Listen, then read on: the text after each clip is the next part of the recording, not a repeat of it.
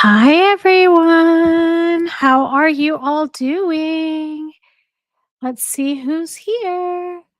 Oh, hi, Pancho and Lizzie. Hi, Kumari. Hi, Peekaboo. Hi, Koala. Hi, Teaspoon. Hi, Lizzie. Hi, Carol. Hi, Peekaboo and Allison. Can you all hear me? Is my audio okay? I always want to check. Hi, oh, did I say hi, Allison? Yes, I did. But hi again, Allison. Hello, hello. Hi, Milena. Hi, Alice Rance. Hi, Shelby. Welcome, welcome, everybody. Hi, Lisa. So I know that Jen is having a live stream right now as well, or I think hers is still going on right now. And yeah, she and I were chatting earlier today, and um, I hate to do it when she's on also.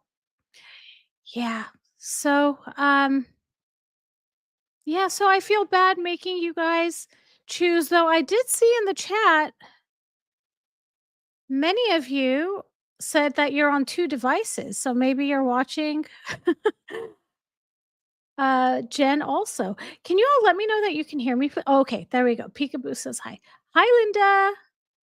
Hi, Ocean Gal. Hi, Kathy. Hi, Only Me. Hi, Sexy Bee. Great. Yay. So many of you here on a Friday night. Awesome. So I'm going to wait a little bit longer to see. Um,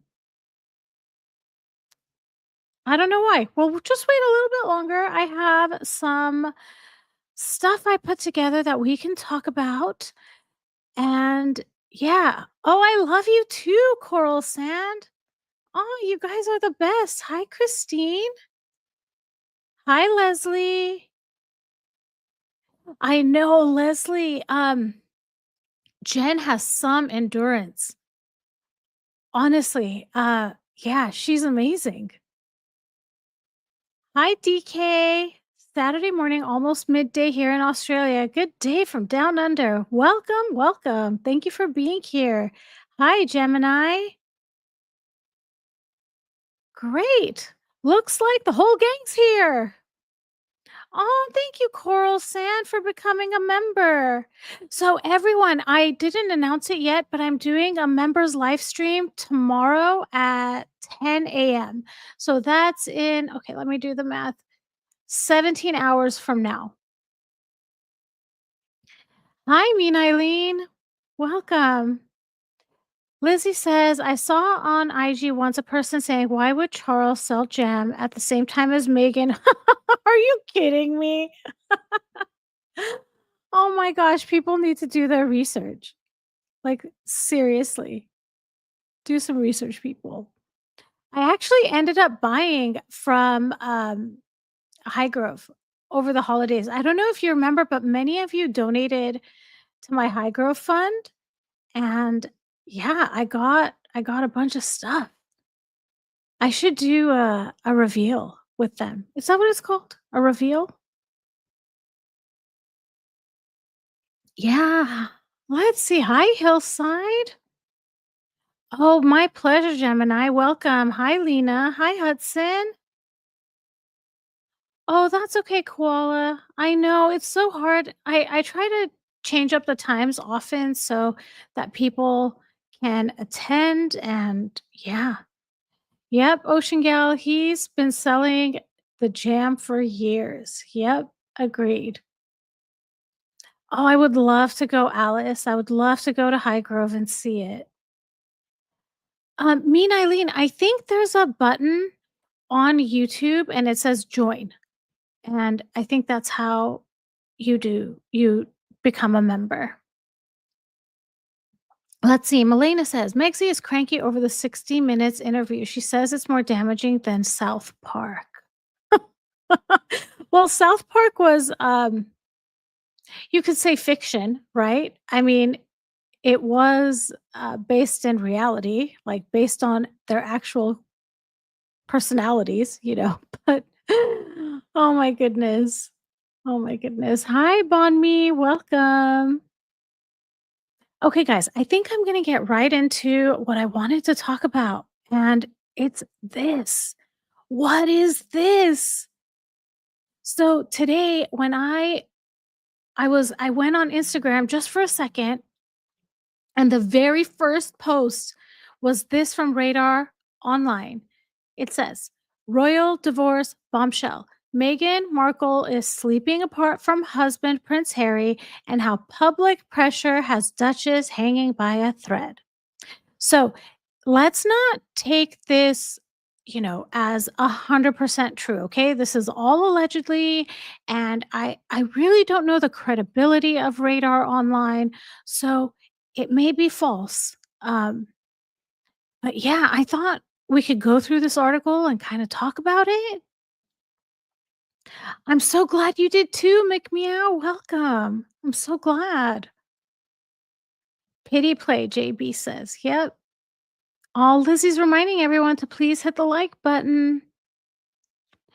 Yeah, so let me get into the article. It says, let me hide this comment really quick. Okay. It says Meghan Markle and Prince Harry's marriage is said to be under major strain as backlash has gotten under the Duchess's skin so much she's sleeping apart from her husband and wondering whether or not she would be more popular on her own. Radar Online can reveal. Meghan, you will not be more popular on your own. You will not. Drop it in the comments what you think. Do you think she'll be more popular on her own? I think her only like saving grace right now, which is not a saving grace at all, is her husband. Hi, Cassie. Welcome. I'm glad you're here. Hi, Sherry. Sherry said she's moving on. Who will she rebrand next? Who knows? Who's gonna fall for it this time? I don't know. Hi, Susan. Thanks for being here. Okay, people are saying, nope, she will not be more popular on her own. Poncho says Megan will not be more popular on her own. Yep, this is proof of her narcissism, right? This grandiosity. Oh my goodness. No, Megan, you will not. You will not. Yes, Lisa, she will be irrelevant on her own. Yes. Yes, exactly. Koala, I think they'll take Megan's side. Um, because who's paying them? But that's just my opinion, allegedly. Allegedly. Yeah, exactly, Alice. She's basically implying that Harry is the one making her unpopular, and that is not true. That is not what's happening at all. At all. Hi, Zephyr. Yeah, thank you for coming and saying hello. Sorry to make the timing conflict. Yeah. Susan, yep, without H, she will fall into oblivion. Absolutely. Absolutely. Okay, let's continue. The article continues. It says, amid ongoing rumors about the Sussexes' marriage being on the rocks, insiders told us Markle is cracking under the pressure of public scrutiny as she tries to claw her way. You know what? Did you see that? They said claw her way back into Hollywood and launch her lifestyle brand. I don't think that word was used on accident. What do you guys think? Carol says Sussex Squad will take Megan's side. They will um, finish their lives at their goddess's altar. Yeah, absolutely. Absolutely. Yep, JB, the projection is rampant. Yeah, you guys see it, the claw. She's trying to claw her way into Hollywood. She's trying to claw her way into the Oscars. It's not going to happen. I really don't see it. I mean, we might be in for a surprise on Sunday, but I can't imagine that she would go to the Oscars at all. Yeah, at all. She has been failing for the last 5 years, Carol says. Yep, she has been. Lisa. Lisa says, claw her way back into Hollywood. She's never even been there. Oh my goodness, hilarious. Hilarious. Okay, so let's continue the article. Recently, the ex Suits star revealed she changed the name of her brand from ARO to As Ever because the previous name limited her products to those grown in the Santa Barbara area. I mean, we know she's gaslighting us, right? She if she could have trademarked it, if she could have had it go through all the legalities, she would have gone with ARO. And I highly doubt, I mean, wasn't it discovered that she wasn't even actually building or making her jam from strawberries sourced in, Santa Barbara? She was actually doing it from the county over in Oxnard? My goodness. Yeah. Susan says she has no fan base. She's lost most of the squad and 2 million are bots according to Royal Rogue. Yeah, I saw that. I saw that. I think in that same video, there's about 250,000 actual people that are following her. Yeah. Yeah, let's see. Where did I get to in the chat? Yep, Dusty, I agree. Her ego scares me. It's completely delusional. Yeah, I agree. She does. And this is the picture I think Princess Carparkle has um as their what's it called? Like the picture on X. Yep, I know, right? Suits star? Question mark. Honestly. Hi, Kelly. Yep, Carol, exactly. She was number 6 on the call sheet. She she must be exhausted. I mean, it takes a lot of energy to lie to yourself like that. I mean, it's brain power. You're constantly denying your own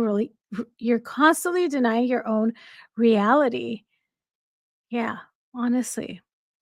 I think this is from the video they did in 2020. Harry's sitting next to her and they're FaceTiming some people that I can't remember exactly what it was. If any of you remember, please drop that in the comments.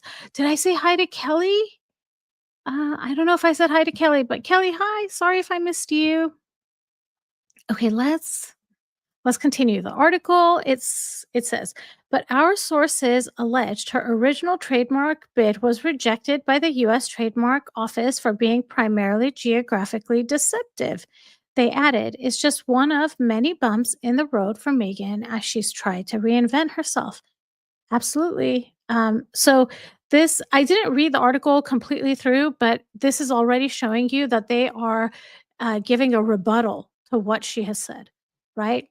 And yeah, so basically, the way the geography is Montecito sits in Santa Barbara County. Directly south of Santa Barbara County is Ventura County, and Oxnard is a city in Ventura County. So when it says, primarily geographically deceptive, that's what it's saying. That she called it the American Riviera, but it wasn't actually the American Riviera. Yeah, let's see. It does take a lot of energy to lie and a lot of brain power to remember. I don't even bother lying because I can't remember when I lie. Yeah. Oh, yes. Yes, exactly. 2024 when they made calls to the teenagers to congratulate them. Yes, thank you, Carol. Okay, let's continue the article. Since Markle, oh my gosh, look at that burn. They didn't say Megan. They called her Markle. Oh my gosh, whoever wrote this article, I want them to come on this show. I wanna interview them. Um, but yeah, okay, so the article says since Markle and Harry moved to California in 2020, where they're raising children, Archie and Lily, the couple has had their $20 million Spotify deal axed, their Polo Netflix documentary trashed, and had ex-employees brand the mother of two a dictator in heels, and worse than that, right? She after being employed by her, people have needed to go to therapy. Like, it's serious business working for her. Susan says Angela Levin said on Dan Wooten that there were no bees in that sneak peek. There were dead bees on the ground, and this was critiqued by an actual beekeeper.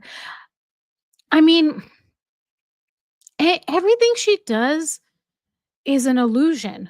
It's not real.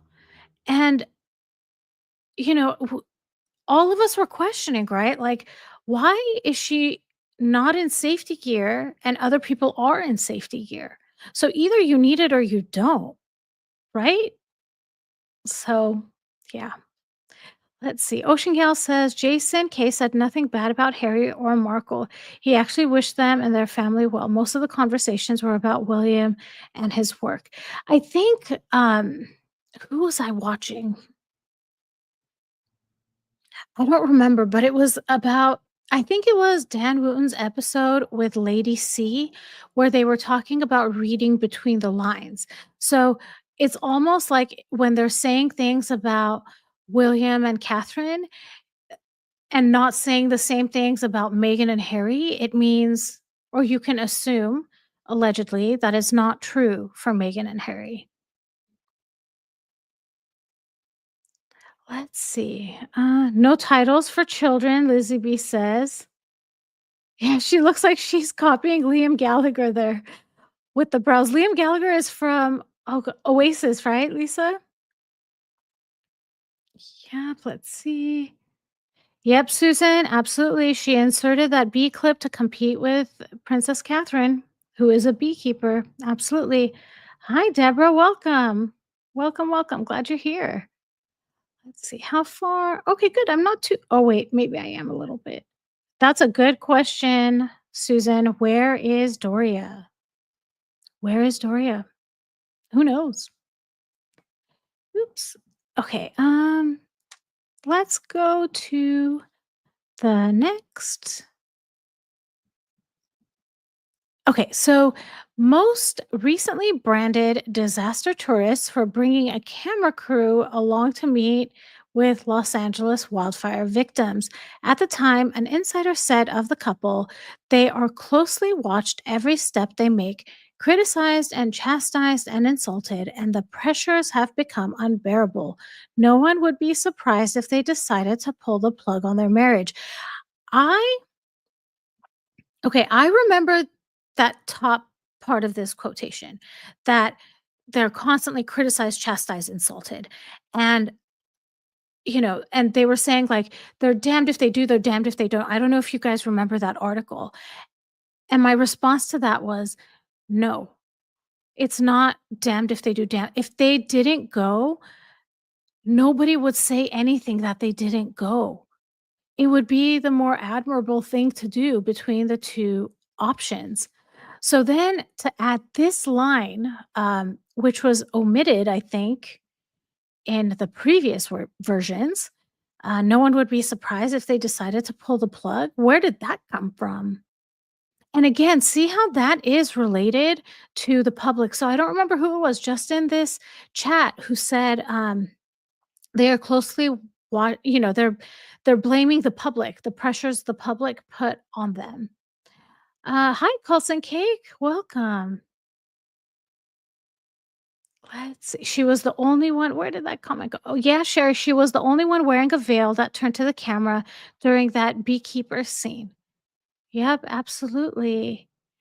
Oh, Christina's reminding everyone, please like and subscribe. I appreciate it. Thanks so much. Lisa says, sitting on the stash of money she squirreled away. Yeah, could be. Hi, Nanny Jeannie. Welcome. Glad you made it. Absolutely, Cassie. They had no reason to be at the fires. People were saying that they were calling them ambulance chasers. And I was like, they are not ambulance chasers. They're worse than that. They're blocking the way of the ambulance because resources were wasted when those two were there. You know, being just driving on the highway to go from Montecito to the Pasadena Altadena area, that was the evacuation route. She drove right through the Pacific Palisades fire, and that night, because I was watching the news a lot, I live near the area, I have family in the area, and That night, Encino was on fire, and Encino is off of the 101. Like, I was watching coverage of people hosing their houses down because they needed to evacuate, and they needed to evacuate through the 101. So, it was incredibly selfish to be on the roads, um, during that time. Yeah.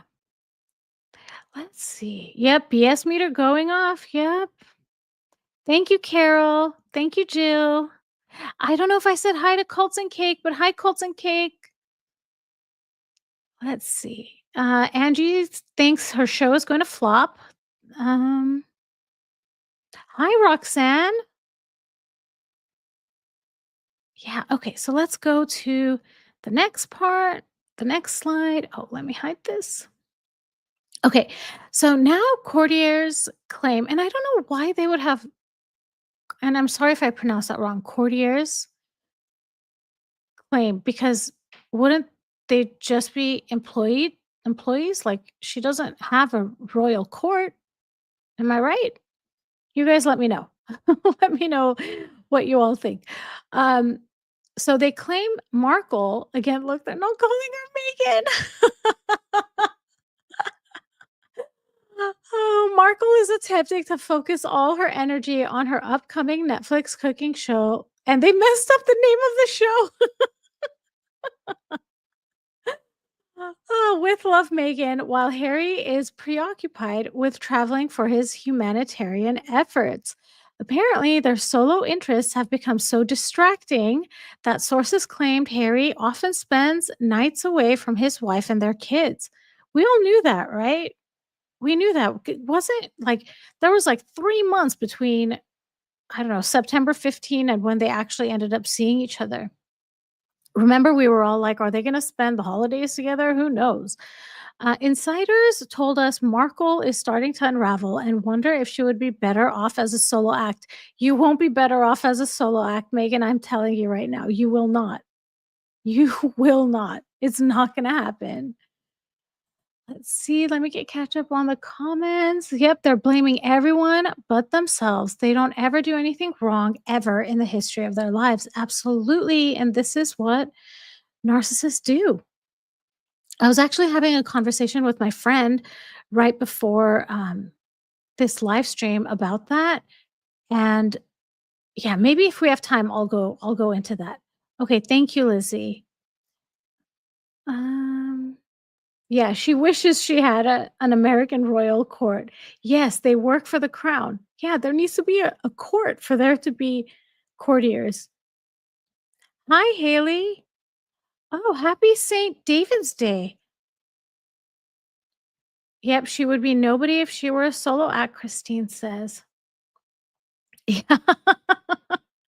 Lisa says, I don't know who wrote this, but can someone give them a prize for calling her Markle? And they didn't do it just once, like they did it multiple times.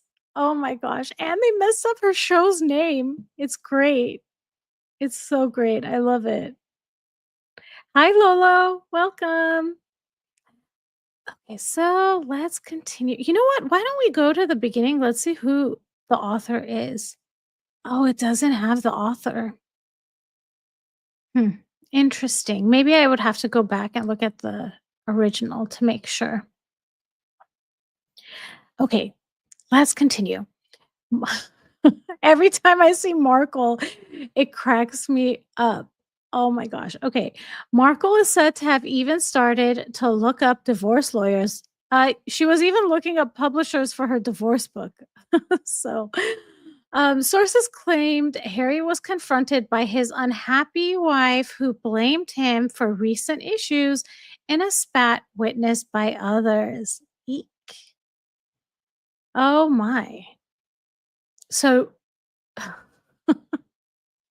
so you mean to tell me all of that lovey-dovey stuff at Invictus was fake?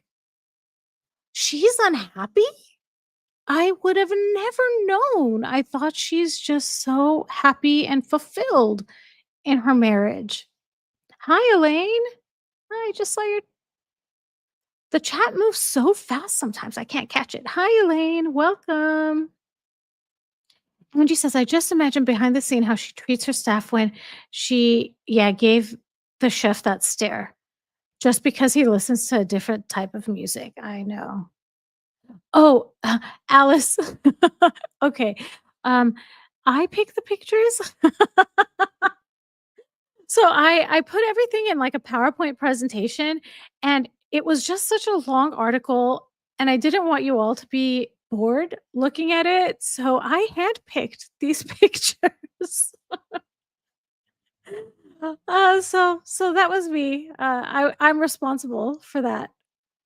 Yeah, exactly, Koala. Return to Hollywood. When was she in Hollywood? Honestly, when was she ever there? Oh, thank you, Hudson. Oh, I didn't okay, so Hudson is saying, "Don't celebrities go on press tours before a big launch? Can't get an interview, Meg?" Yeah, no one wants to interview? Surprising. Colton Cake says, "If she divorces him, she loses her title. I can't see her doing it."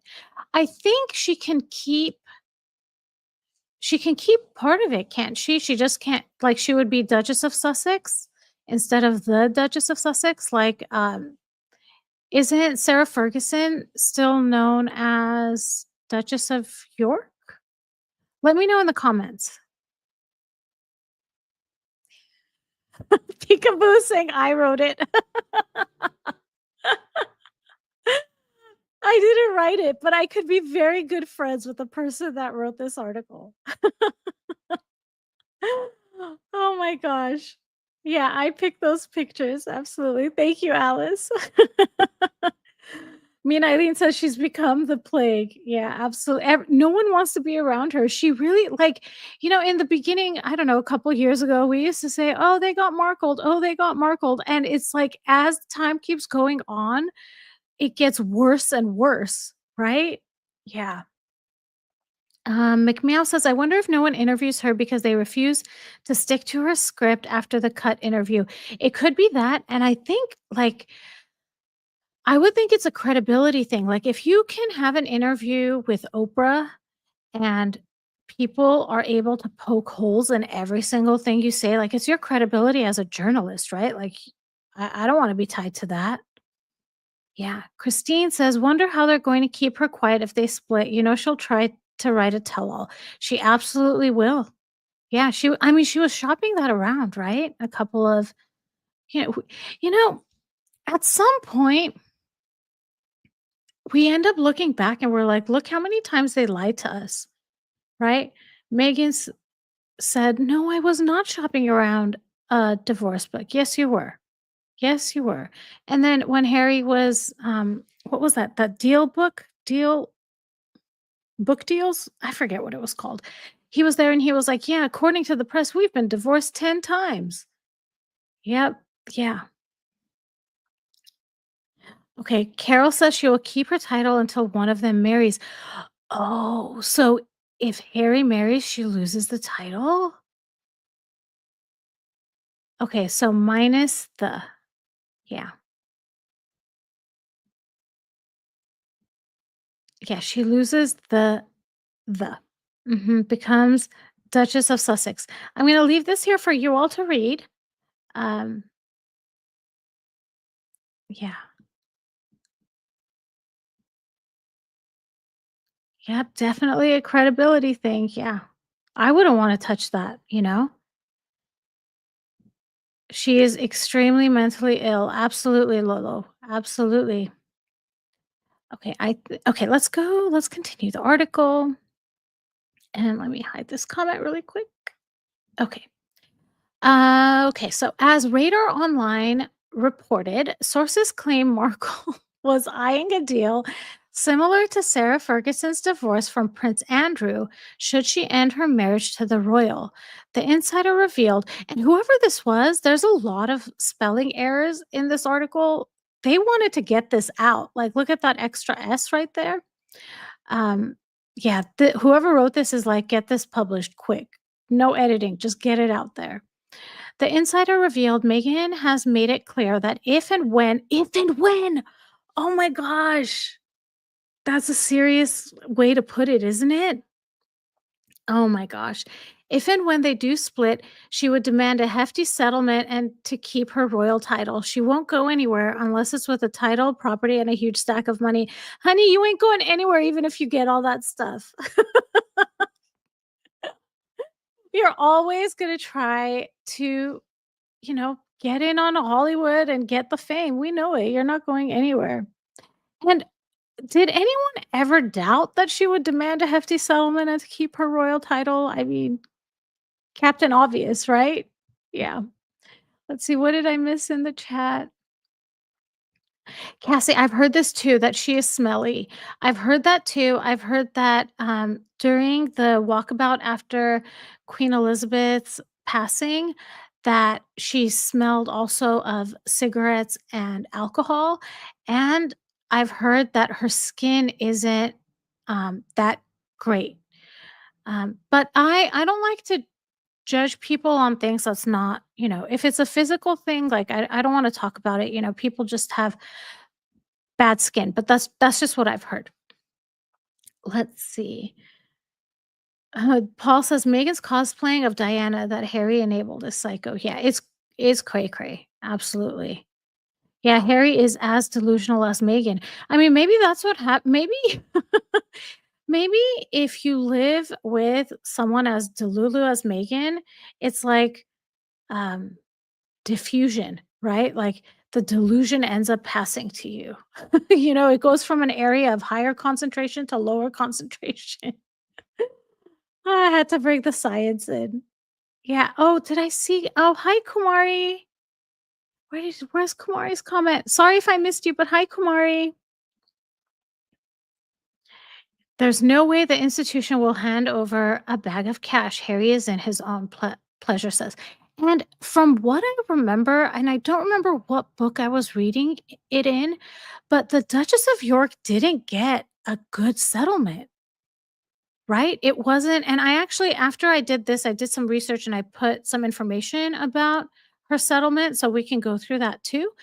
But I don't think it was it wasn't a hefty settlement um, for Sarah Ferguson. And the other thing is, we think that Prince Andrew is like extremely wealthy or whatever, but he wasn't apparently. And that was one of the reasons that he was drawn to who, because that person had wealth and access to things that Andrew himself didn't have, allegedly. Allegedly. Hi, Jay. Welcome, welcome. Susan says she chain smokes. Interesting. Lisa says she is such a leech and gold digger. Yeah, she'll try to get everything. She wants 100 million from Charles. Good luck with that. Okay. To put it into perspective, this is like 5 times more than her Netflix deal. It's astounding, isn't it, when you think about it? Oh my gosh. Let's see. Hi, Becky. Um, oh, Christine just asked, could you imagine being her divorce lawyer? Man, that would be good hypothetical questions for me to ask you guys. So I'm doing another live at the same time on Sunday. So I may need to ask some questions about her divorce lawyer. I know, McMeow. It bothers me so much, the life they could have had, the good they could have done, and that's part of the fascination, I feel, like, what a wasted opportunity. It's it's surreal. Yeah. Okay, so let's go to today. Okay, I read that part already. Let me hide this comment. Okay. Oh, look, well, it's a quote, so it's not it's not the author saying this part, but it says Megan will make a deal to protect herself. Oh, we know. We know Megan watches out for number 1 and only number 1. So, we're not surprised about that at all. Markle's team was also said to have met with publishing outlets over a post-divorce tell-all. Yep, about her life without Harry. Oh, man. Yeah, do you guys think Harry knows? Like, at this point, do you think he believes that this is happening? Give me 1 second. I'm gonna have a sip of water. I'll be right back.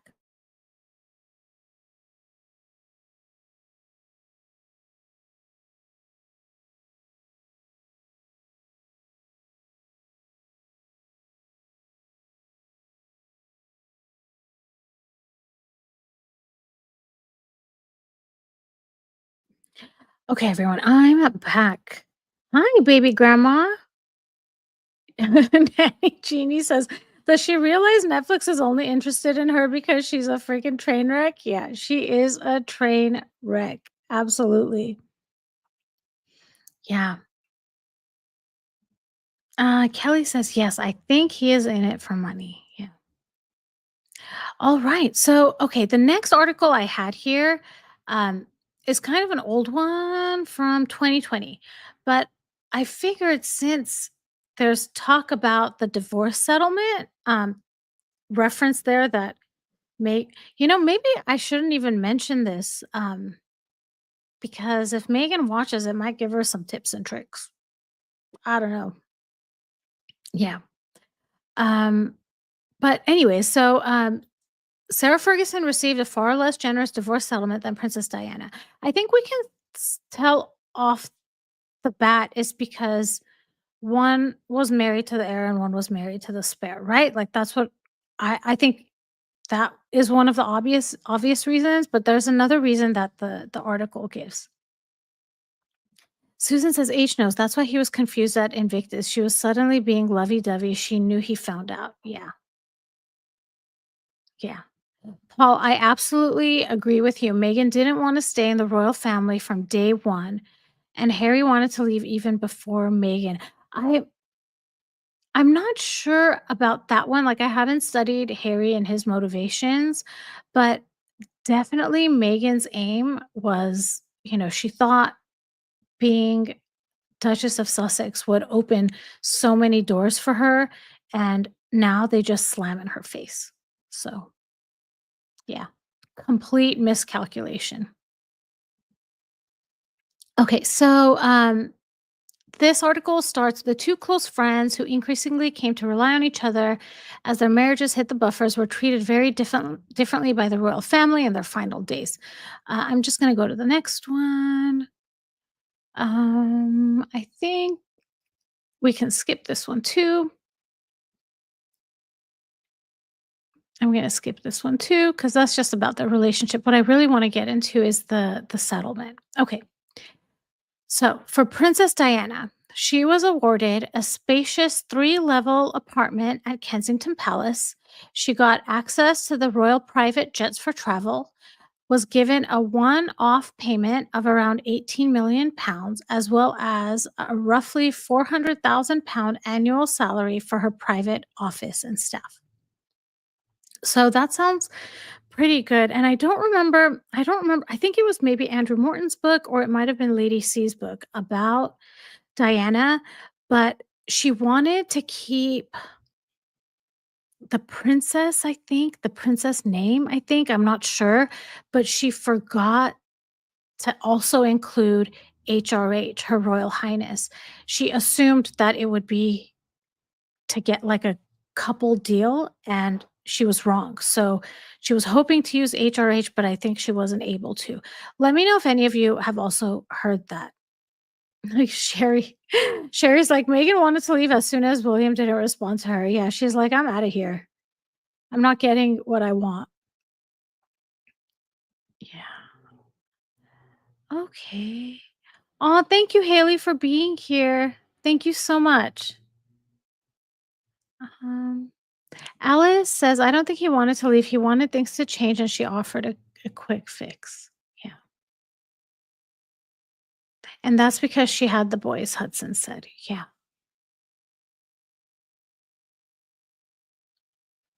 Yep, exactly. Colton cake. Megan was expecting to be mother of heirs, but she's mother of spares. Okay, so let's go to the next part. So this is um, what Sarah Ferguson got. She got a mere 16,000 a year as a salary, as well as just under 500,000 pounds to buy a house. I thought there was more to it than that. But what this article is saying is that because the because Sarah was caught in a compromising position with that oil tycoon and, the incident with her toes, that she really didn't have so much negotiating power. So she settled for something a lot less than Princess Diana. And keep in mind, so Sarah's divorce happened first. So I think Princess Diana watched that, saw what mistakes were made, and knew what not to do to make sure that she got um, a better deal, I guess. Okay, Carol says no, the Queen strips HRH when they left the family by divorce. Yeah, I don't remember where they took that. Teaspoon says they took Diana's HRH from her. Yes, exactly, Koala. The difference is Diana was the mother to the heir. Big difference. Yep. Hi, Pamela. Okay, so let's see. What else did I have here? Oh, she also received about 1.4 million pounds to start a trust fund for her daughters, and she was given a one-off cash payment of approximately 370,000 pounds. And I was reading also that she didn't have to sign NDAs, and part of the reason for that, or part of the positives of that, is she could try to generate income. Um, so I think that may be why that negotiation was made, like, the dollar value may have been less, but they wanted her to be able to talk about her experience and generate some income, yeah. Let's see, how far back am I? Okay, let's go to the next one. Okay. Okay, guys, so these are the funny questions. Okay, so these are all hypothetical questions. This is all allegedly. This is all us using our imagination and just being funny. So, how do you think Megan is going to break the news to Harry about wanting a divorce? How's she going to tell him? Okay, so Teaspoon says that's why her brother says she didn't need a royal title in his eulogy of her. Yeah, because she was the people's princess. Yeah. On Netflix, Peekaboo says. He's gonna sit down with her to watch With Love Megan, and it's like the first scene. Harry, this is the end. In an interview, Candace says she will Carol, genius. She will FedEx the rings back minus the diamonds. Oh my gosh. Yeah. Oh my gosh, Susan. She's gonna tell him I'm pregnant, but not by you. She'll write it in the notice board in the kitchen. Yeah, on her fake vision board. Yeah. Let's see, where did I get to? Becky says by mail. Uh, GI. Sorry if I pronounce it wrong, GI. Same way she did her other hubby. Hand Harry divorce papers and tell him to sign them. Koala says, um, she's gonna chainsaw one of the twin palm trees, JV says, with calligraphy. Alice says, Christine says, going on the Kelly Clarkson show. Jay says, by a very intricately written, I'm not gonna be able to pronounce it, calligraphic, sorry if I pronounce it wrong, letter, and saying she's keeping the ring. Yeah. And then, do you think that the letter is gonna get leaked? Yeah. Uh, Pregnant by Netflix, Mandy says. Elaine says she'll tell him, I really wanted your brother, but I got stuck with you. She'll accuse him of ruining her career. Absolutely. He'll find out through South Park. Ghostwriting and channeling Diana. She will make the divorce his fault, Violet says. She'll probably send him a letter saying, see you. Uh, McMarmite says, hey, Megan will never let H go. She's nothing without him. Well, see, McMarmite, I think you and I know that, but I don't think Megan knows that she's nothing without him. And this is just my opinion. I think she's just so arrogant. She probably thinks he's the reason that she can't succeed. But yeah, not the case. Teaspoon says she'll tell him on Instagram and YouTube. Oh, Christine, you stole my answer. Sending him a jar of jam and lemons. I was gonna say it was gonna be like the label on a jar of jam. She will announce it in a major magazine. Susan says, yeah. Tell Archofficial to tell him. Koala says, Lizzie says she will have her lawyer talk to him. Alice says, a nice basket of salt pots and his half of the palm tree. Oh my gosh. Um, oh my goodness, Paul. Megan will say there were 3 in the marriage, Megan, Harry, and Marcus. Oh my goodness. Oh my goodness. Coral Sands is on the red carpet. Can you imagine if she does go to the Oscars and she announces it there? Oh my goodness. Okay, I'm gonna go to the next question and I'll continue reading these off. Okay, so this is how Harry's gonna tell Megan, but how's Megan or this is how Megan will tell Harry, but how's Megan gonna tell the world that they're getting divorced? So how will you and I hear about it? Okay, let's see. Oh, JB, I'm gonna get to a question about that. So JB says a backgrid photographer will pap her doing her Nicole Kidman divorce reaction in a parking lot. Oh my goodness. Uh, Jossie says she'll post a picture of Instagram of herself in her new condo in Dubai hosting a divorce party. Yeah. Another Oprah interview, Cults and Cake says at her next wedding. So we'll find out about the divorce at her next wedding. Hilarious. Koala says on Oprah Winfrey. Elaine says she'll buy a yacht and sail away. He'll figure it out.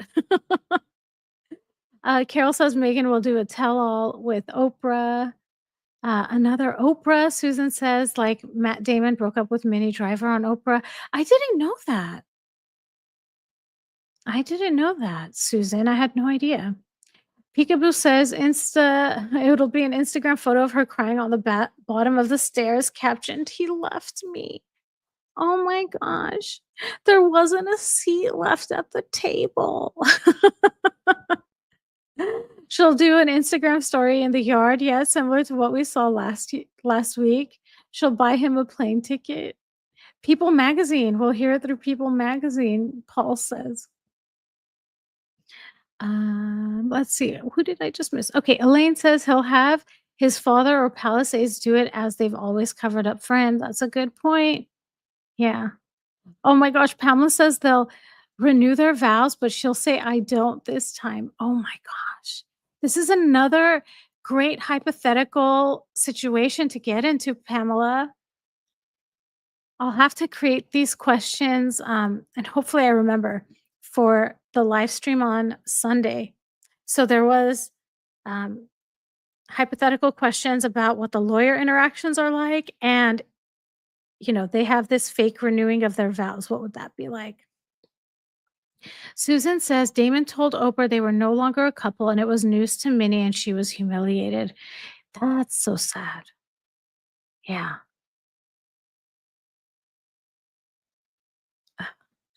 Carrie says, why would Megan go to the Oscars? I thought that was for actors and actresses. Boom, right? Teaspoon says it'll be a breaking news announcement. Ocean Gal says she'll be showing us her sprawled on the floor crying. Yeah, this time instead of Harry finding her at the bottom of the stairs crying, we'll find her at the Oh my goodness. It's hilarious. Okay, let's go to the next question. Okay, so what movie does she want to act in next? Okay, so keep in mind she is absolutely delusional here. Okay, so what does a delusional Meghan Markle allegedly want to act in for her next movie role or TV role? Let's see. Did I miss anyone? Yeah, Cassie. Cassie says Harry's face lately screams he is sick of here, so I think he will be the one to push a divorce. I feel I respectfully disagree, Cassie. I really think he won't leave. I think because he'll have to go back with his tail between his legs to his family. Yeah, that's what I think. But yeah, I don't know. Oh my gosh, Jay says it would be The Crown. Peekaboo says Diana versus MM, their story.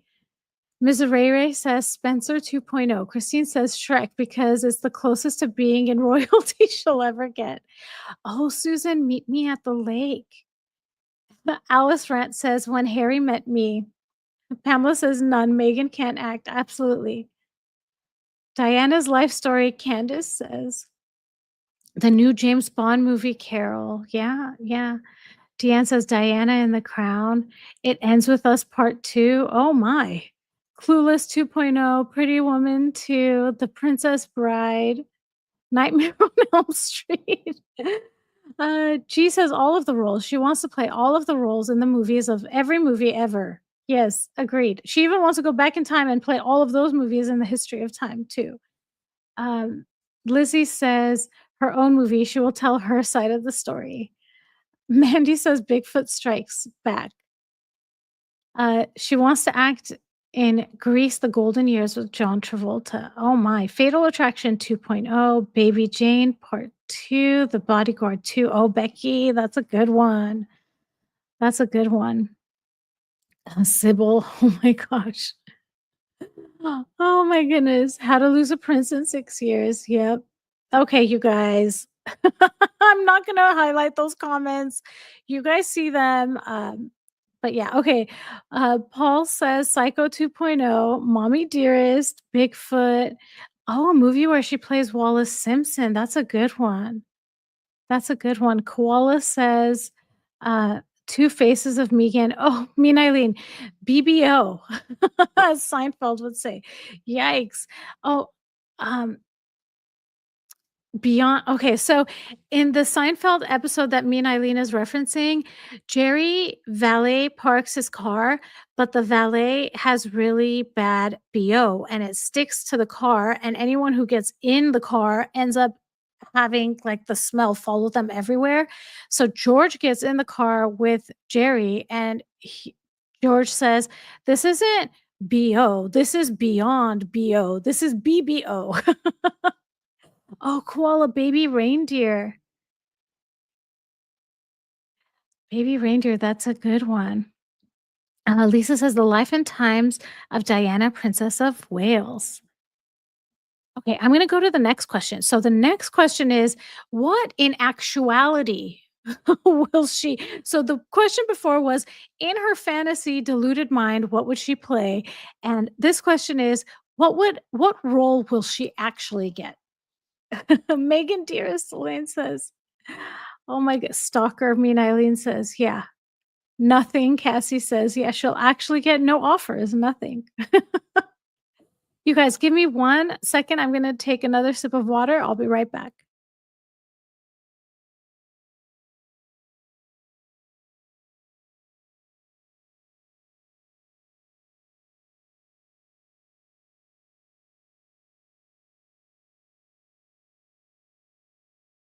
Oh my gosh, I'm seeing some great responses. So I'm seeing nothing, no one wants her, none. Lisa says The Ring. Deanne says South Park. Hag number 3, Colton Cake says a dish soap commercial. That's great. Teaspoon. Jay says her next Netflix disaster. Dracula. She'll have cameos on sitcoms. An infomercial. JB says some reality show. Christine says 0 roles. Miserere says Megan will never have an acting job. Medusa. Oh my goodness. Oh my goodness. A dish soap. Extra number 204. Yes, Alice. Yes. Carol says minus 100%. Nothing. And the casting director will shut the door in her face. Sexy Bee says single white female too. Baby grandma says she'll star in How to Ruin a Prince. Yeah. She has firsthand experience in that. Sherry says The Prince and the Pauper. Yeah, hilarious. Voiceovers finally. Cassius. Carrie Coral Sand says, oh, Sunflower, her next show, Without Love Megan. I love that. That's hilarious. Alice says the claw in the live action Toy Story. Oh, I love that too. Extra number 7. She'll be lucky if she gets another Hallmark movie. Lisa says QVC. I love it. QVC. Selling her gym. Oh, Lizzie on Dr. Phil. Oh my gosh, that's gonna be one psychoanalysis, am I right? Any monster movie where she's the monster, Ms. Ray Ray says the Yacht Girl extra. Oh, thanks for being here, Koala. Thank you so much. I hope you can come on Sunday. So hope to see you there. Maybe the view. Alice says a locked ward in a mental institution. Paul. Jay says as if. Yeah. Her next role, the victim in the divorce, in divorce court. Oh, that's hilarious. G says Amazon shipping department. Oh my goodness, hilarious. Okay, I'm gonna go to the next question. Okay, so, um, what will her revenge dress moment be like? And I mean, you can describe any of it. You can describe what would she be wearing, where would she be going, who would be with her. So any aspect of this like revenge dress moment, what would it be like?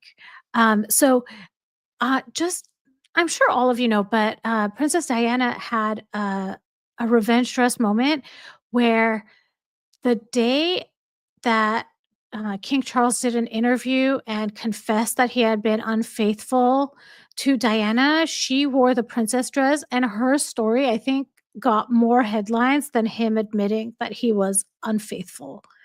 Oh, thank you, Lizzie.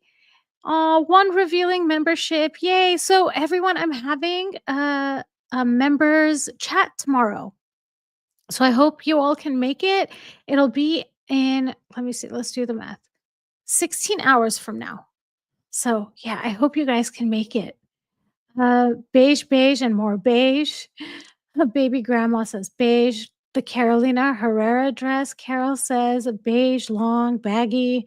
Oh my gosh, and she'll go to Soho and then a yacht. The red dress, Alice says. She will pull an Amber Heard on the stand in a messy divorce. Yeah, yeah. Beige, sleeveless, and wrinkled, Candace says. The red dress. Yes, Lizzie. Yeah, Princess Diana looked gorgeous. Absolutely. And if you watch the video of it, it's not just that she looked gorgeous, but the air of confidence she was walking. Yeah, I mean, epic, epic moment. Yeah. Lisa says wrinkled and beige and hanging off Marcus's arm. Yeah, Diana looked amazing. Absolutely. Yeah. The red dress cut into a micro mini dress. Oh my gosh, but doesn't that dress already show enough skin? Cassie says a beige curtain. Melena, oh, made up of credit cards.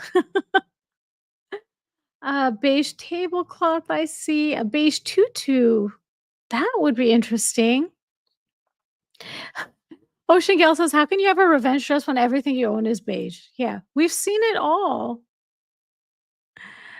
Oh, Jossie, I'm just gonna leave that there and you guys can all read it. Um, I don't know what slated means, Jay. Um, yeah, I'm not sure what that means, but feel free to drop that in the comments. Lisa says the Kermit Frog dress, jumping around a red carpet, gate crashing, and chugging a bottle of whiskey. Yikes. Oh, Carrie, it would be an elevated dress made from mint leaves. Pamela says she'll need a revenge body first. Make Me Out says, I love that. Catherine wears the necklace Diana wore with the revenge. Oh, Slade. Okay. Thank you. Thank you, Cassie. Thank you. Thank you. Yeah. Thank you. Sorry, guys. Sometimes when I'm doing these live streams, it's like my brain is going I've said this before, my brain is going in 100 places, right? Like, I wanna watch the chat and highlight your chats, and then I also want to be, um, mentally present to be asking the questions and answering them, and it's yeah. Teaspoon says, "But it doesn't show the cash and prizes," as R.H. Archin would say. Oh my gosh. Susan says she wore a black strapless gown to the event honoring Tyler Perry. Yeah. And she was all, shiny. She was really shiny there. Thank you, Jay. Thank you. Okay, so slated means criticized. So we learned something new. So there's slayed and there's slated. Good to know. Thank you, Paul. Christine says her Deal or No Deal uniform. Yeah. Alice says she'll order a brand new outfit, beige, of course, and go out for a meal with the first man who looks her way. Uh oh. Uh oh. Make me her Vaseline moment. Oh my gosh. Oh, Colton Cake, will she buy one of Diana's dresses, the Elvis dress? That dress is my absolute favorite. Like that, you know what? StreamYard, the app I use to, or the pro software, whatever I use to live stream, they've made it easier for me to put pictures up. So I think what I'm gonna do is I'm gonna show you all that dress because I love that dress. Sorry guys, give me 1 second while I get that image.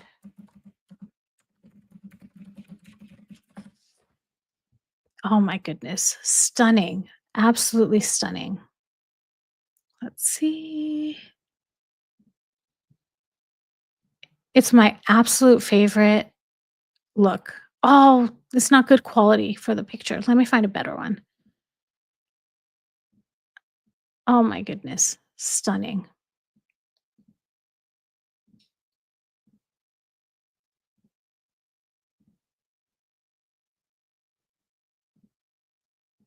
Oh, it won't let me put that one. Hmm.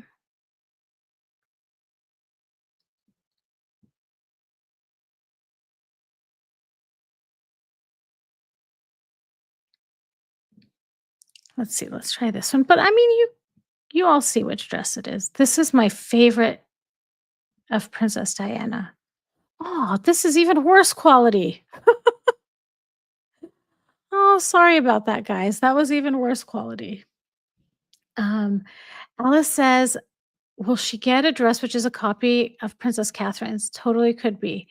Yep, that dress is stunning. Yeah, she looks stunning. She looked incredible. Absolutely. Yeah, that one. That's my favorite one. I wonder maybe what I can do instead is maybe I can share my screen um, and you guys can see my Google image result, I guess. Let's see. I can do that.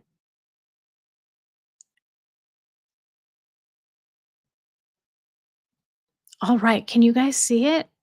Yeah, you can see it. Oh my goodness. Stunning, right?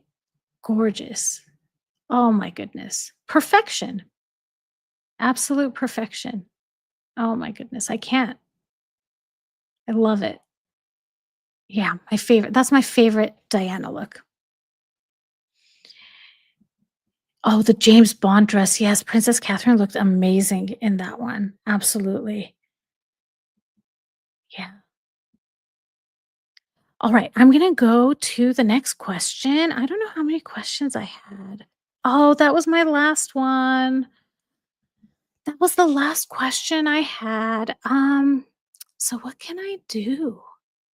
What can I do that will be exciting for all of you? I don't know. Let me see. Are there any new video clips I can show you all that I've made? Um, I have one. Uh, okay, I'm gonna share. This is a new one. I haven't even put it on X yet, but I will share it with all of you. Okay, guys, here we go. Let's see, is it working?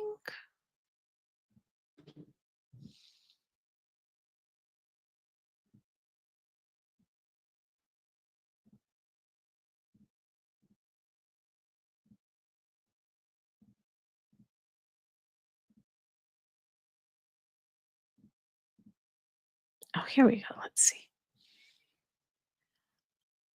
Oh my gosh, look, she's trying to get it and he won't. Oh my gosh. Let go, she's saying. Let me hold it. We're supposed to take the picture. Let go of it.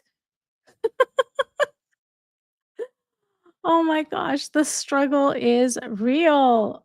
I'll play it again. Let's see. Meanwhile, I will catch up. She'll wear a potato sack, Hudson says. Yes, Diana, it was so beautiful. Well, you know what? The chat is getting in the way of the video, so I'll play it one more time. Oh my gosh. Haven't even posted this one yet. So you guys are getting a sneak peek.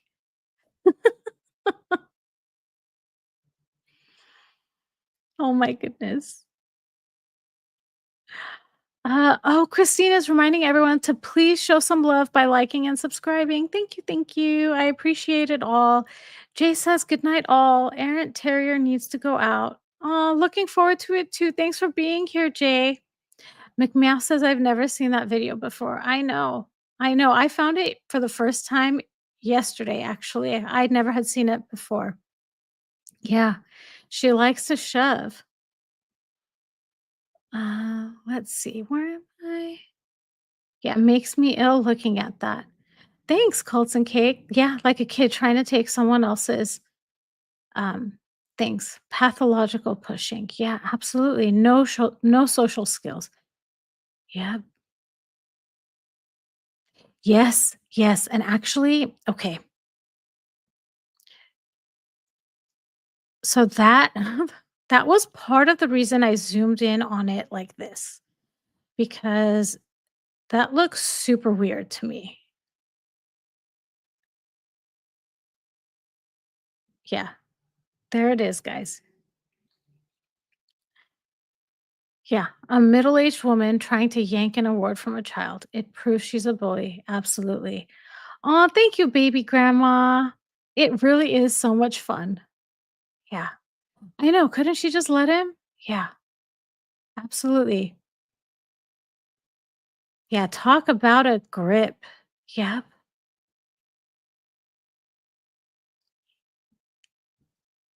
Okay, let me see. Do you guys want to see another one that I haven't released yet? Maybe that's what I should do. I think you guys are liking it. Okay, this one shows the belly a little bit more.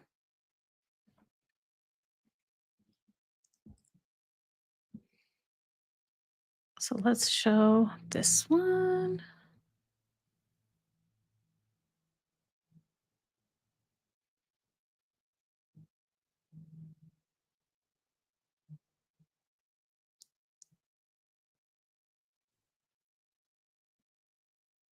Yeah, this one I did it more because of the dress and how it sits.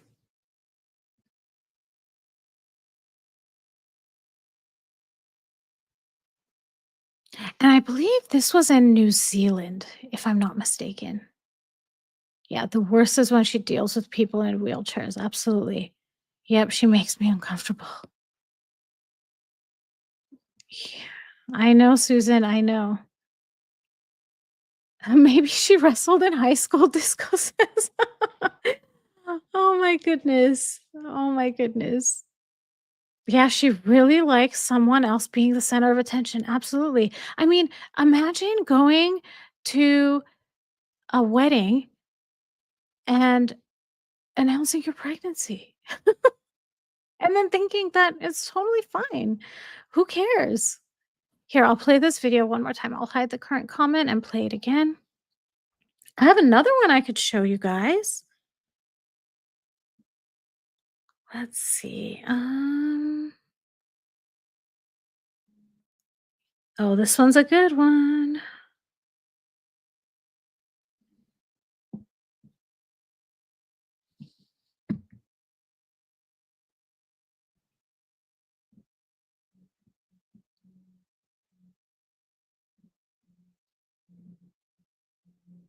Sorry, guys, that I go quiet to find the videos, and because I have the videos on my phone, and then I have to transfer them to my computer and then upload them into StreamYard. So here's another one.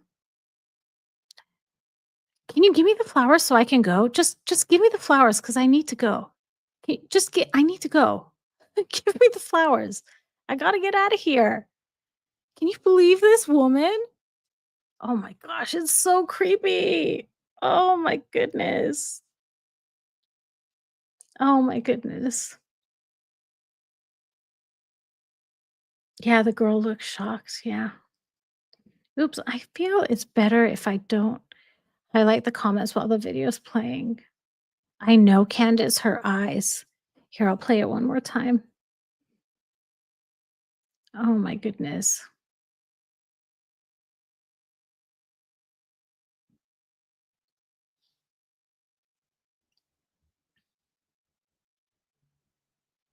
Creepy, creepy.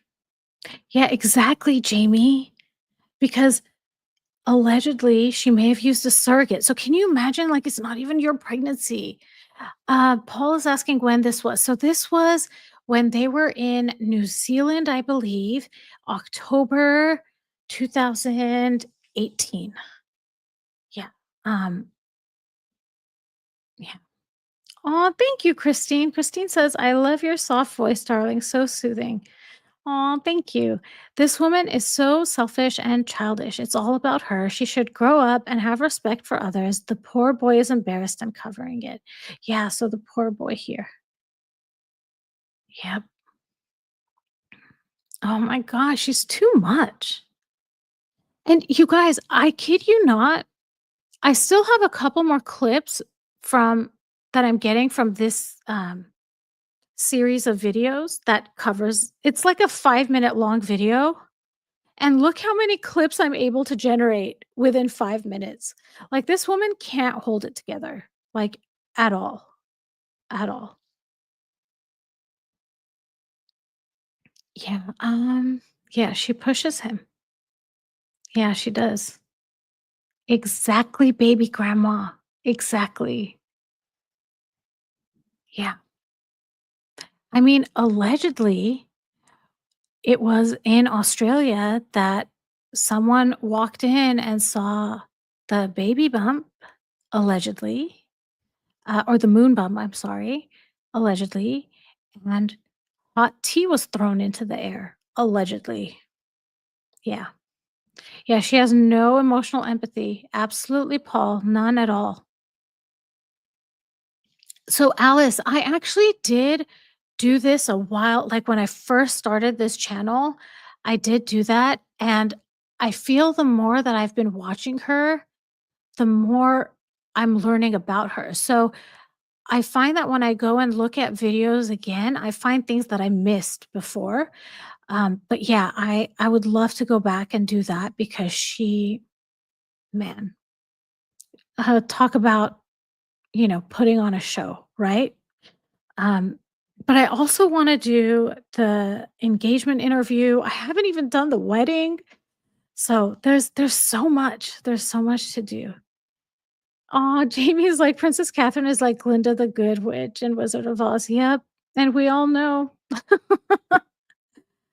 We all know who Megan is. Yeah.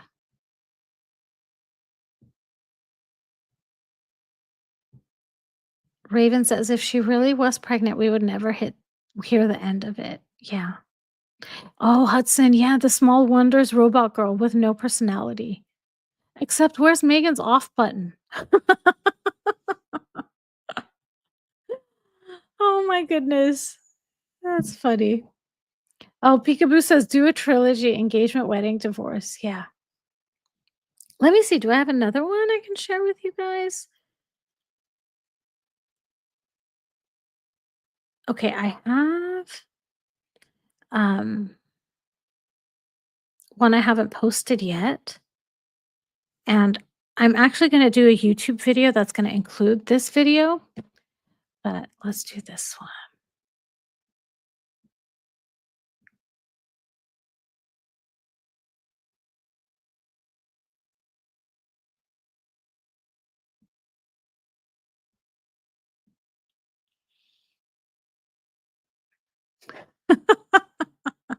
Okay, so this is the night that she accepted an award for fighting institutional racism within the royal family. And that woman is Carrie Kennedy. And this actually occurred on December 6, 2022. The Netflix show mockumentary, Harry and Meghan, came out December 8th. So this is 2 days before the, Harry and Meghan mockumentary came out. And the reason I'm gonna do a video on this, a YouTube video about this, is because I wanna compare her behavior and her actions before the release of Harry and Meghan on Netflix and the release of With Love Megan on Netflix. And it's strikingly similar. Like, I mean, if we really think about it, so 2 nights before the release in December 2022, she went and accepted this reward. This time, she's trying to get it, she's laying the foundation that 2 nights before With Love Megan comes out, she gets to go to the Academy Awards. So, interesting. Let's see, how far back am I in the chat? Oh, Pamela says, I'm gonna leave that there because I don't know if any of those words might get it flagged. Oh, what did Elaine say that was priceless? Oh, Elaine says, "Wow, I can't really look at too many of her hand pictures. Crab season is starting here. Yikes. Oh my goodness." Lynette says she told Harry she was pregnant to make him propose, and that this was at the, why am I drawing a blank? Oh my gosh, the in Skip's wedding, right? Jamie says, "We need the video of the moon bump sliding down between her knees when she was pretending to be 7 months pregnant." So I've tried to analyze that one, and I couldn't get to that clip. Like, maybe where I was looking didn't have that same angle, um, and of course, I've also gotten, the more I analyze these videos, just like anything, the more you do it, the better you get at it. So, yeah, I should go look up that one too.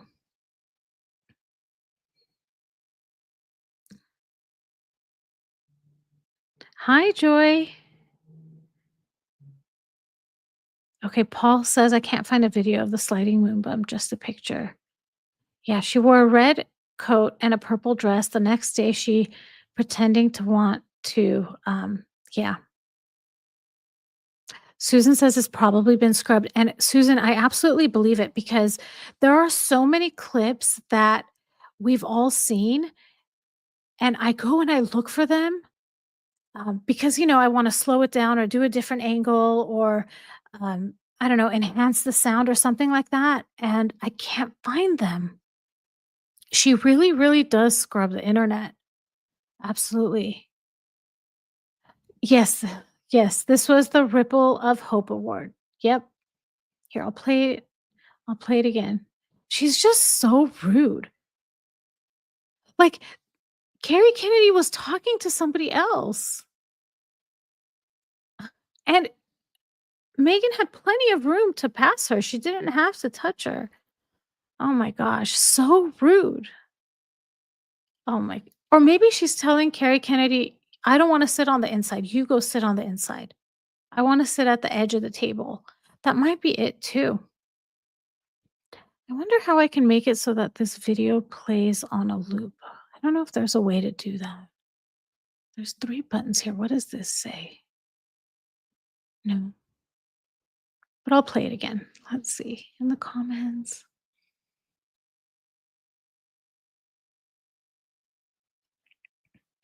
Isn't that true, Alice? Harry has never looked more like a spare. Yeah.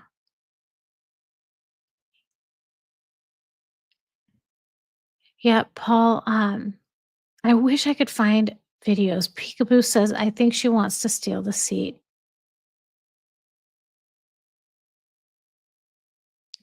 So I saw a reference to that, but I didn't get to watch the actual video. I'll have to watch that.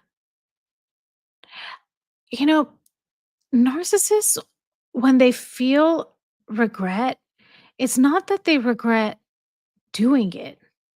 It's they regret the reaction that came from it. Like, she doesn't, in my opinion, she doesn't feel bad that she created all of this drama on, the last few years of the queen's life. She regrets that the public didn't react the way she wants it to. She regrets the backlash that she got, you know? Yeah. Yep, Melissa says Megan can't function unless she's moving people around to suit her mood. Absolutely. Rebecca says, "Do you think the king would get involved with his son's divorce settlement? What could Markle threaten him with to get him involved?"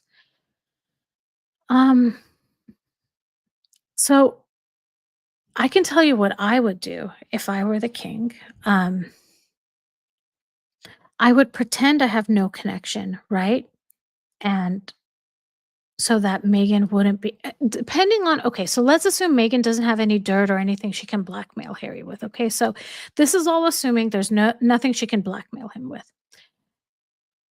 If I were the king, I would pretend like I am not giving him any money. I am not settling anything, but then behind the scenes, I would be helping him out. Um, that's how I would handle it. But yeah, I don't know. What do you guys think? Let's see. How far back am I?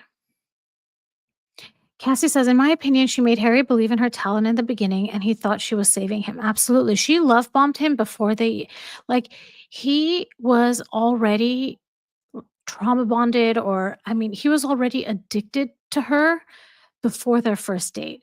I've done a couple of videos about that, and to me, that's one of the most fascinating things about their relationship.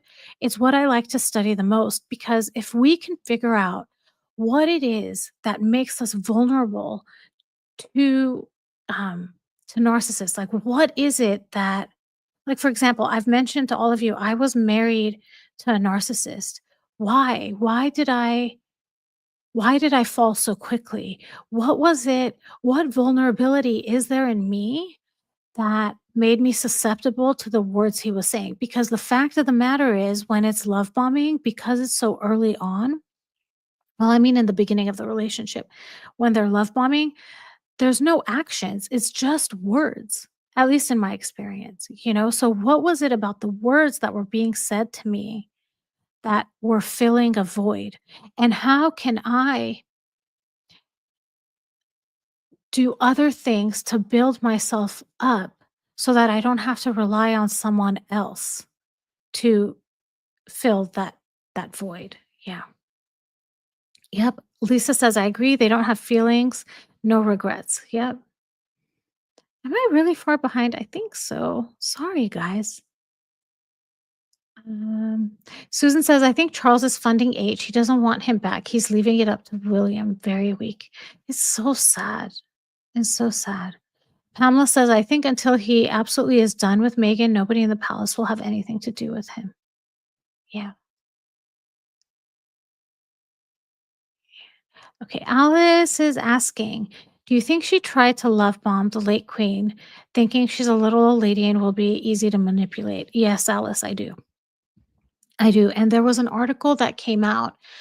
Um, I don't remember when it was, but I did a video about it because Megan wanted to live in Windsor Castle so that she could be close to the queen. In my opinion, that was because she wanted to influence the queen. Megan also doesn't have a lot of patience, and I think the queen is or was an incredibly wise woman, so she didn't fall for it. That's my opinion. Carol says, "Was it words or was it a one night stand?" So, Carol, it according to Spare. Okay, so if we assume Spare is true, and we know that there's a lot of questions about that, right? Like allegedly they may have met at another time, right? Allegedly they may have met in 2015 in Turkey or whatever the story. But for the sake of this conversation, let's assume what was said in Spare is true. They had only been chatting a couple of days, but there had been a lot of message exchanges. And when Harry was on his way to meet her at Soho House, he was stuck in traffic. The way he describes his anxiety and the fear that she's going to leave and then her reaction, she doesn't soothe his anxiety at all. She responds with, "Okay, can't you just walk out of the car?" And he couldn't because he had security with him. He couldn't just run down the street like an ordinary person could, according to him. So, in my opinion, he was, you know, He was already addicted even before they met. Yeah. Hi, Deborah. Shay says, I think she's going to wait until the king passes away. Ooh, in my opinion, I think she has more of a chance of getting away with stuff with King Charles than she does with Prince William. Elaine says, I fell for mine because I grew up with an, I'm not going to read the word, mother, especially after my dad passed when I was 12 and she favored my brothers. Exactly. See, and this is what I mean by if we can identify what that vulnerability is, then we can at least, knowledge is everything. Knowledge is power. If we know we're susceptible to something, we'll be a lot more cautious when someone approaches us, um, feeling that need. Yeah. Hey, Sharon, welcome. Okay, Susan says she researched him for years. She knew what buttons to push and all of his, you know what, she will let me do anything. Yeah, yeah. Yikes. Let's see. Yes, Pamela. So it's the cycle, right? It's the push and pull, push and pull. They love you and then they withdraw. They love on you, then they withdraw. So in the example with Harry and their first date, she must have been so like gushing, gushing, gushing. And then when he's running late, she's withdrawing. So he's trying to meet her again. He's trying to get that favor back. And that's where the anxiety came. Yeah. Yep, Lisa says they play on your emotions, they can sniff your vulnerability out like a shark, um, can smell blood. I asked HG once, "If I stood up to you and told you I knew you were a narc, would you be mad?" And he said, "Yes." Yeah. My ex, my ex used to joke that he was a narcissist, and then he would actually get mad because his ex-wife would call him one sometimes. So, yeah. Yep, let's see. As ever, oh, I love your new name, Squeegee. As ever, Squeegee says the queen was a stickler for protocol. Coming in and demanding that which she did not deserve and did not earn would not have landed well, in my opinion. Yep. And I actually heard that one of the tests that the queen did with new partners or new spouses was give them maybe like a modest place to live, and their response to that modest living said a lot about their character, and Megan failed that test, right? Yeah. Let's see. Oh, it was a question, Carol. Okay. Yeah. I mean, if it was that they met in 2015 and there wasn't connection happening before, like if that's not true, then I would say it would be the it would be whatever happened behind closed doors, allegedly. Christine says, I agree. I think King Charles will have compassion for his grandchildren, while Prince William won't have as much a connection. Yeah, I think Prince William, he he's read Megan, and I think King Charles, at the end of the day, that's his son. Susan says she wants to negotiate with Charles because once Charles passes, she's toast. I think the same. Yeah. Let's see. Oh, thank you, Paulette. I really try to do my best to respond to as many people as I can, and it's the same in the live streams. I try to get to as many comments as I can. It's important to me, because all of this is a community, right? And I just yeah, and I also I don't know, I love interacting with all of you. So it's totally my pleasure. Yep, Shay says she wanted to control the queen. Absolutely. Oh my goodness, you all are gonna make me blush. I love all of you. You guys make my day, honestly. Aussie says, my ex husband was like that in some way at first, but definitely put the ultimatum before we got married, yet I was blind to the truth. Absolutely, Aussie. And that's the thing. Like, it gets to the point that we're in too deep, right? And, we're in love, like so much love. And honestly, I think about it more as an addiction than love, right? Because it's literally your brain gets addicted to the highs and the lows. When you're getting love bombed, you're getting this surge of dopamine and serotonin and all these happy chemicals. And then when it's withdrawn, the levels drop. So you're waiting for that next moment that they tell you they love you and how much you mean to them. And what happens over time is in the beginning, the oscillations are happening pretty fast. Like, there's not that much time between when they're devaluing you and when they're love bombing you again. But as time goes on, that devaluing gets longer and longer, and the love bombing gets shorter and shorter until I think what happens at the end is there's hardly any love bombing. It's just devalue, discard, devalue, discard. So, yeah, it's terrible. It's seriously terrible. I've said this to multiple people. I feel like we're so lucky that even though there's so many narcissists, growing up in different environments, growing up in different cultures, having different jobs and education and all of that, yet their techniques are all so similar. Like, we're very lucky about that because we can spot it sometimes, hopefully. Carter says, I straight up told my ex she was a narc, didn't go well. But after we were divorced, she asked me if I really thought she was a narc. And I said, yeah, yeah,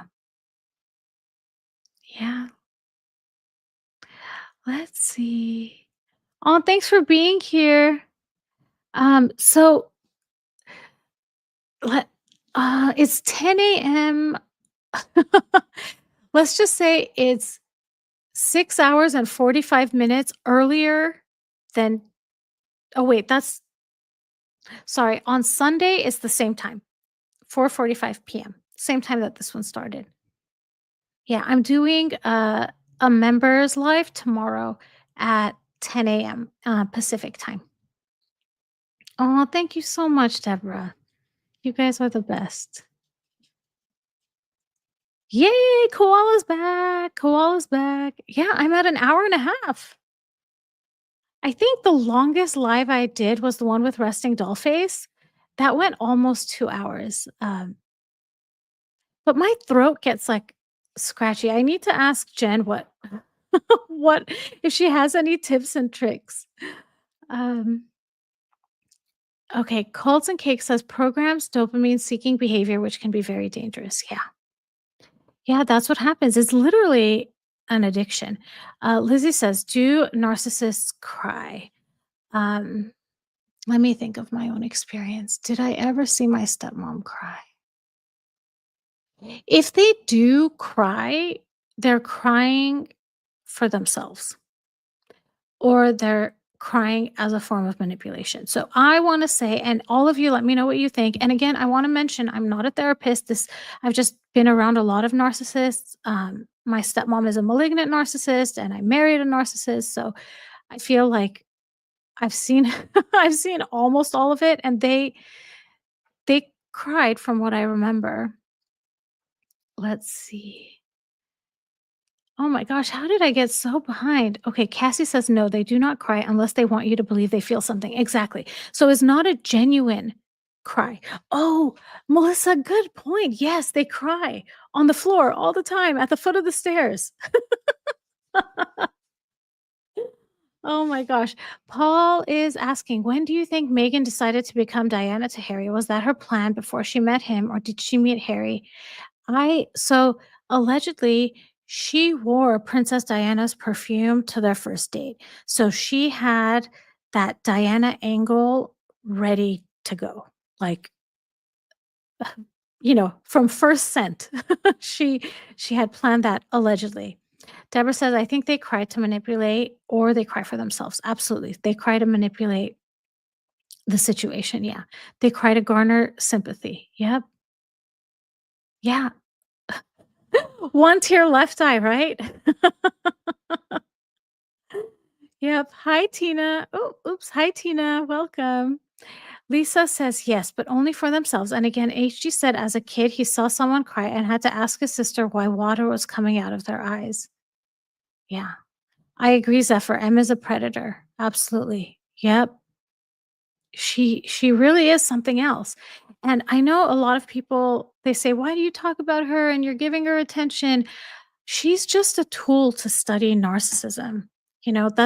That's why I talk about her, because she's so obvious, and her tricks and her manipulations are so obvious.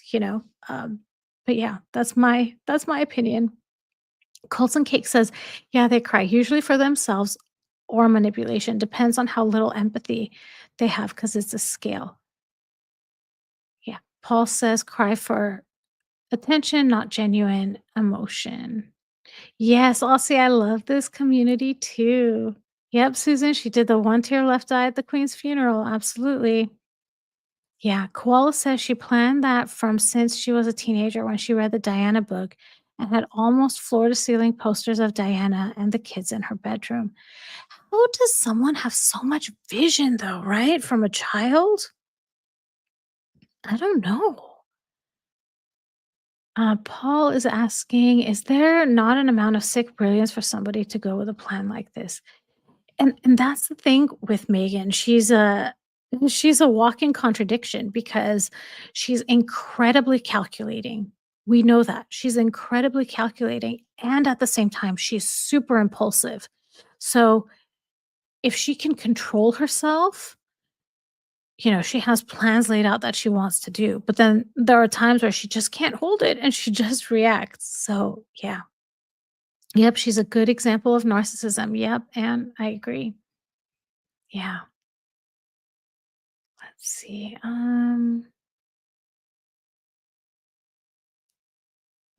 Alice says, I think she tried the Diana thing at the beginning, and then Harry really leaned into it, and she just dialed it up more. Yeah. Sharon's asking, why do you think she doesn't recognize all her critics and people don't like her? So anything that a narcissist, from my experience, they think they're perfect. Everything they're doing is perfect. And anytime something doesn't go their way, or they're getting bad criticism, it's because of the person that is criticizing them. So they're the R word, or they don't like women, or they're like what the Sussex Squad. One Sussex Squad. Someone said today something like, "Oh, you're just a woman without a husband," and it's like, yeah. So, um, Susan said, "HG Tutor says she doesn't think ahead, very impulsive." Certain things in my opinion, certain things she does, like wearing the Diana perfume on the first date. That wasn't a spur of the moment decision. She didn't just have the perfume sitting on the counter. That was premeditated. She went and bought that perfume with the purpose of wearing it on the first date, you know? Um, but that's just my opinion. Yeah, HG Tutor has a great voice. Absolutely. Absolutely. Yeah, exactly, Carter. They think they're the smartest person in the room, and anyone who disagrees with them, they're wrong, or there's something, is never their fault. Yeah. Colton Cake says, I think HG is projecting their Megan plans and calculates. In my opinion, I think she's a mix of both. And that's like the dichotomy. It's so weird, right? Like how these are two completely opposite things, but she does them both. Lizzie says, I would have told them, yeah, I dropped him like a sack of potatoes, just like Spotify did. Oh my goodness. Let's see. Lisa says, yeah, HG says her narcissism can get her where she wants to be, but isn't good enough to keep her there. That's a great way to say it. Yeah, absolutely. Melissa says, I think it's both. She plots and plans, but when things don't go the way she wants, she's impulsive.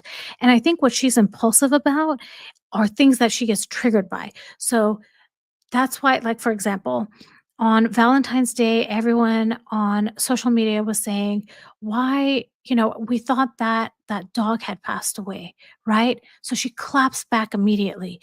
It's like she doesn't like people calling her out on potentially lying. right? Yeah.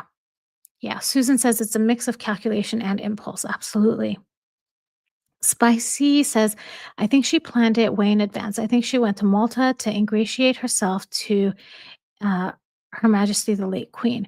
Her favorite time of life was when she was in Malta. In my opinion, she planned that connection. Wow. And in Tom Bauer's book, her connection to Malta was because her dad's ancestor was actually part of the royal court.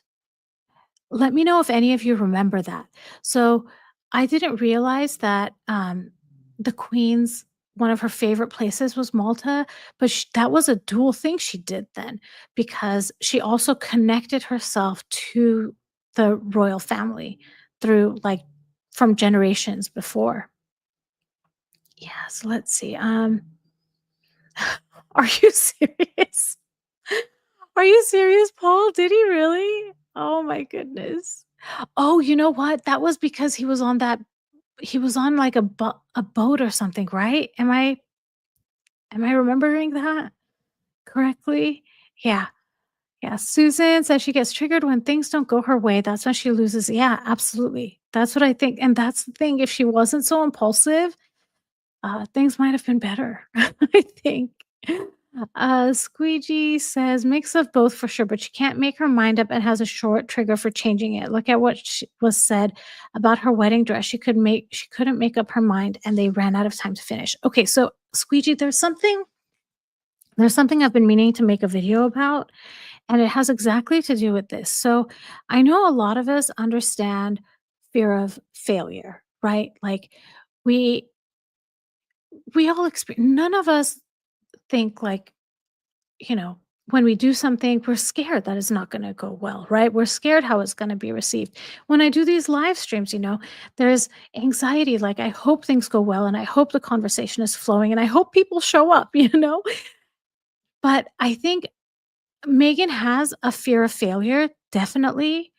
But I think she has a fear of success too, because if she succeeds, that means she needs to continue working. That means she needs to keep doing the same level of work, right? And, when you do succeed and you continue and continue and continue, then at the same time, you also have like fear of failure too, because every time you're doing something new, you're worried that's going to fail. So I think Megan also, part of her self sabotages. Um, there's a lot more that goes into that. And it's a topic I've been researching. And I really think she has a fear of success. Oh, hi, Tina. Thank you so much. Oh, I appreciate it. Thanks for being here. Yeah, I have a good time having these live streams. It's great to connect with all of you and have a conversation. Oh my gosh, you guys, guess who's here? Hi, Sandra. So I'm going to tell you all, I haven't had a chance to chat with Sandra in a while, but she was my 28th subscriber. And back then, I had this really weird AI voice. I wasn't using my actual voice. And I wasn't, you get better every time you make more videos. So thank you, Sandra, for sticking around for so long. um, let's see. Did I miss anything? Okay. Alice says the Queen loved Malta very much. It was where she spent her early marriage and it was her last overseas trip, I think. Wow. Self sabotage, Miserere says. She does not have substance, Deborah says. Megan is very insecure, Carol says. Yep. Yeah, and I think that's the thing with narcissists. Deep down, they're very insecure, but um, they overcompensate for that on a conscious level, right? And that's where the grandiosity comes. Lisa says, I think her ancestors, grandparents, or whoever lived there for a while, but weren't born in Malta. They were Scottish, Irish, I think. And they had something to do with, I could have sworn they had something to do with the royal family. Let's see. Yep, Lizzie, for success, you need to be consistent, dependable, and hardworking. Absolutely. How far behind am I? Not so far. Hudson says she fears success because she knows she can't pick keep up the facade. Exactly. She's scared that she's gonna be found out, for who she is. Deborah says, I think she deliberately fails so Harry will feel sorry for her and stay to protect her. And she continues to be the the victim. And she loves playing that role too. Yeah. I didn't know that, Royal Watcher. I don't know. I don't know. Yeah, yeah, Pamela, I agree. It's very scary. Like, if someone looked at me like that, I'd be like, "I do not wanna be around this person at all." I would run in the other direction. Alice says, "I agree, revealing. She just tries to get fame and money by marrying because then she doesn't need to try and risk failing." Yep. Yeah. If you guys give me a second, I can actually look up the Malta thing, because I have Tom Bower's Revenge on Kindle, and it allows you to do a keyword search, which is the best when I'm trying to do research for this channel. So let's see, let's search for Malta. Okay, here we go. This is what it says in Tom Bower's Revenge. Um, Megan went to Elle magazine and tried to get them to pay for her to go to Malta. And it was all because she was going to be promoting travel there, and she was basically going to merch the place. And she wanted to give it a little bit of a twist. So this is what it says. Megan suggested to Elle that she should travel to the island of Malta to search for her mixed race roots. Somewhere in the distant past, she recalled, Grandmother Markle mentioned that her father's great great great Irish grandmother, Mary Bird, lived in Malta with an English soldier called Thomas Bird. They married, and a child was born in Malta in 1862. To give the story greater attraction, Mary Bird was said to have been employed as a cook in 1856 at Windsor Castle. So there it is. That's good. My memory my memory is not so bad. Um, so yeah, she definitely, two birds, one stone, right? Yeah, sorry if I got so behind, guys. Um, yeah. I noticed I haven't been showing any videos recently, so why don't I put on one of these ones? Here we go. Uh-oh. Oh my goodness.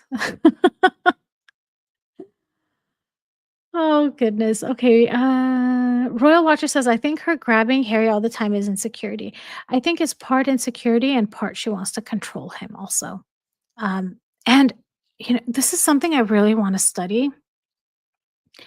There's like, um, how do I describe it? Like something not primal. I want to say there's something primal in the way she touches him. It's like a signal that he's learned. I don't know if that makes sense to anybody, what I mean by that. Like, when she touches him, he knows he needs to move.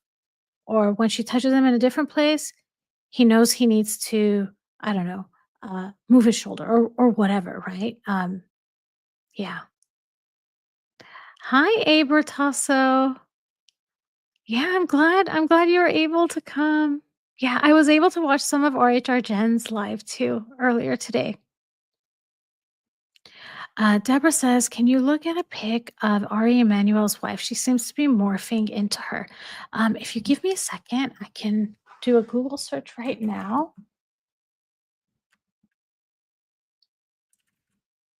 Let's see, Ari Emanuel.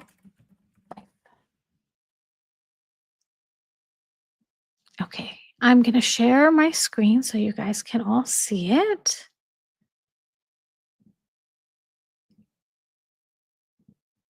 Okay, here we go. This lady, um, is this who you're talking about, Deborah?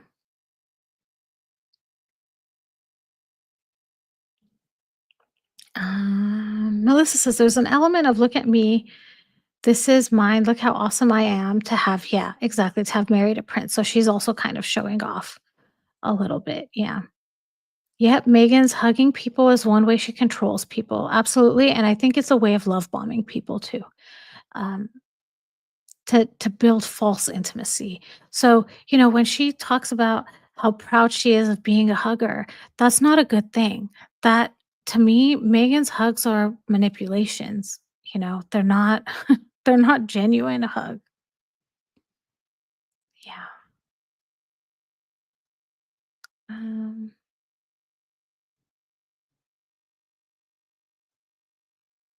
let's see. Hudson says, "Do you think Harry has snapped on her behind the scenes? He's known to have a bad temper." You guys, I'm going to stop sharing now. Um, I mean, I wouldn't be surprised. And I'm going back to the book Spare because there was one time that he did snap at her. Well, we don't know what happened. We have no idea what happened. And I actually did a video on my YouTube channel about it. But she, whatever was said, she got up, she left the room, and she was, I think she was in the bedroom. And 15 minutes later, Harry went over to her to apologize. And Megan said something along the lines of, "Why do you think it's okay to say something like that to a woman? Did you grow up or did you ever experience a man talking like that to a woman?"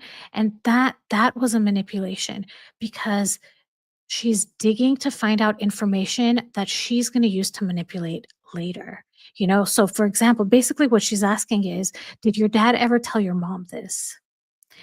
And that's something that she'll weaponize against him eventually. Princess Goose says she always hugs people. Usually they aren't hugging her as tightly. Yeah, it's like the claw. Absolutely. Yeah. Yep, they're absolutely. Yeah. Um, Deborah says, "Do I think Harry will stick up for the kids if she picks on them?" I hope so. I hope that that's the one boundary that he doesn't let her break, in my opinion. I hope. Paul, what did you say wow to? I'm curious.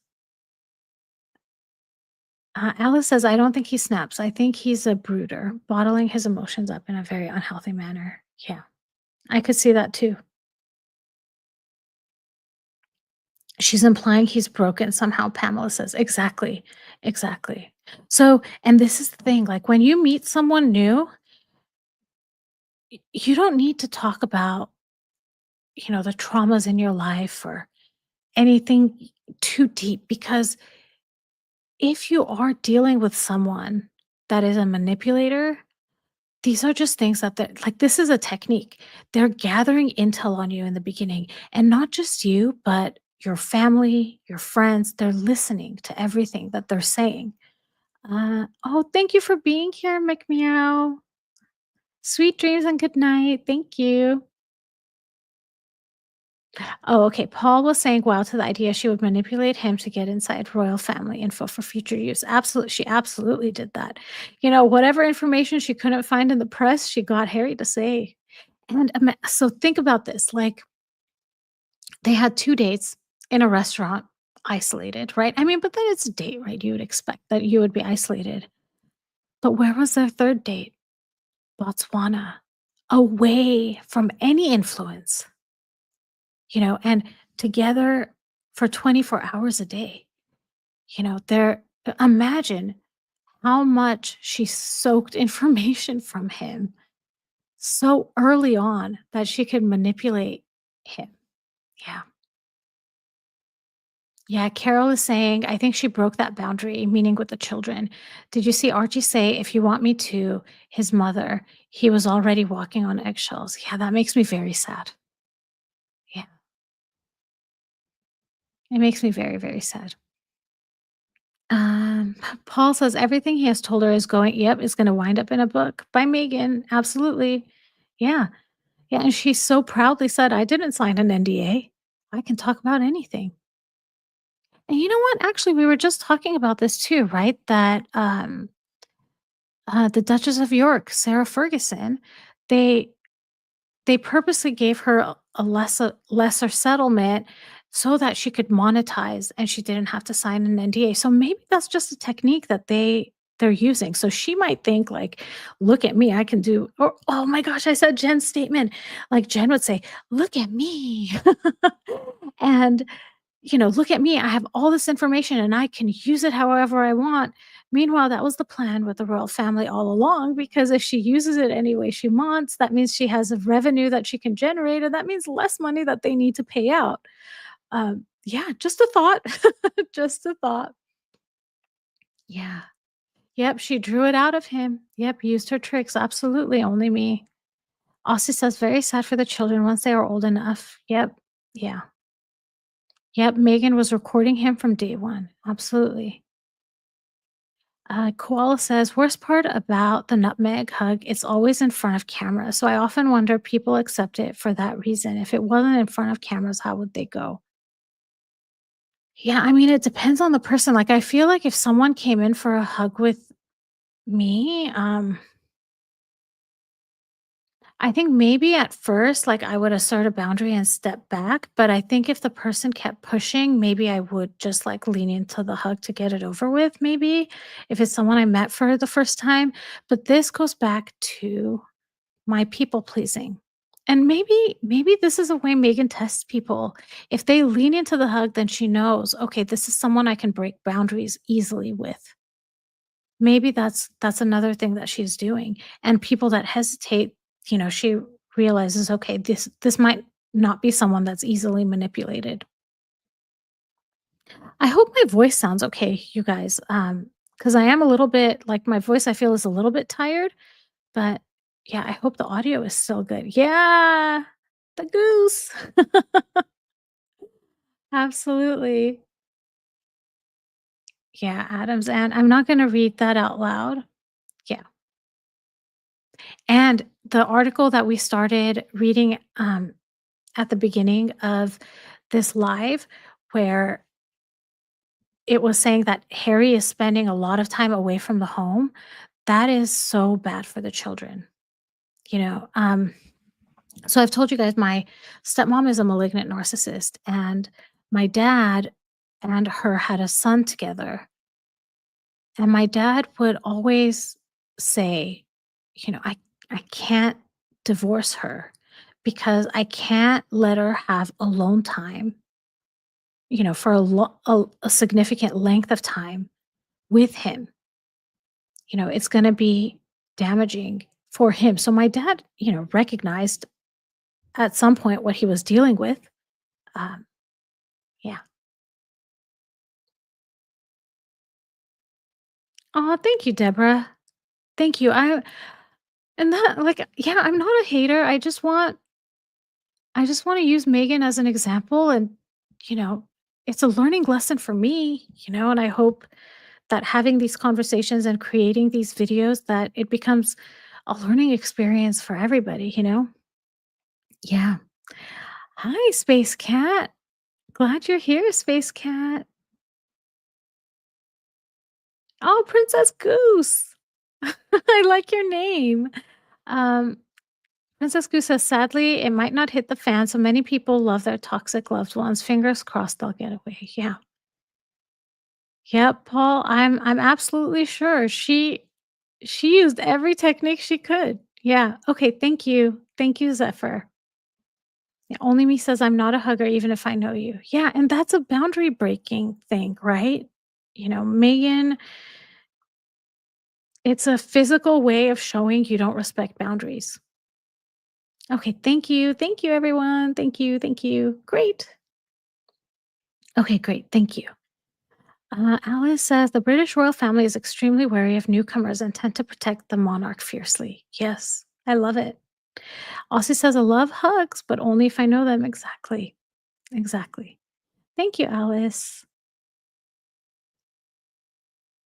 Princess Goose says, I have a problem with people that I don't trust touching me. Absolutely. I would not react to her hugs well, but she might know that from my body language. Yeah. And maybe that's a test, she gets to see who's easily manipulated by how they respond to her hug. Paul is asking if anyone has seen the kids at any of these places, and I'm not sure. I do believe, though, that they exist. I also believe that most likely they were born of a surrogate. So, yeah, that's just my opinion. But with Megan, nothing surprises me. Like, I wouldn't be surprised if there aren't children, allegedly. Um, Thank you, Zephyr. I need to start doing that and maybe like have it next to me when I'm doing these lives. Oh, Susan, this is a very, very sad thing. Um, I'm going to start crying.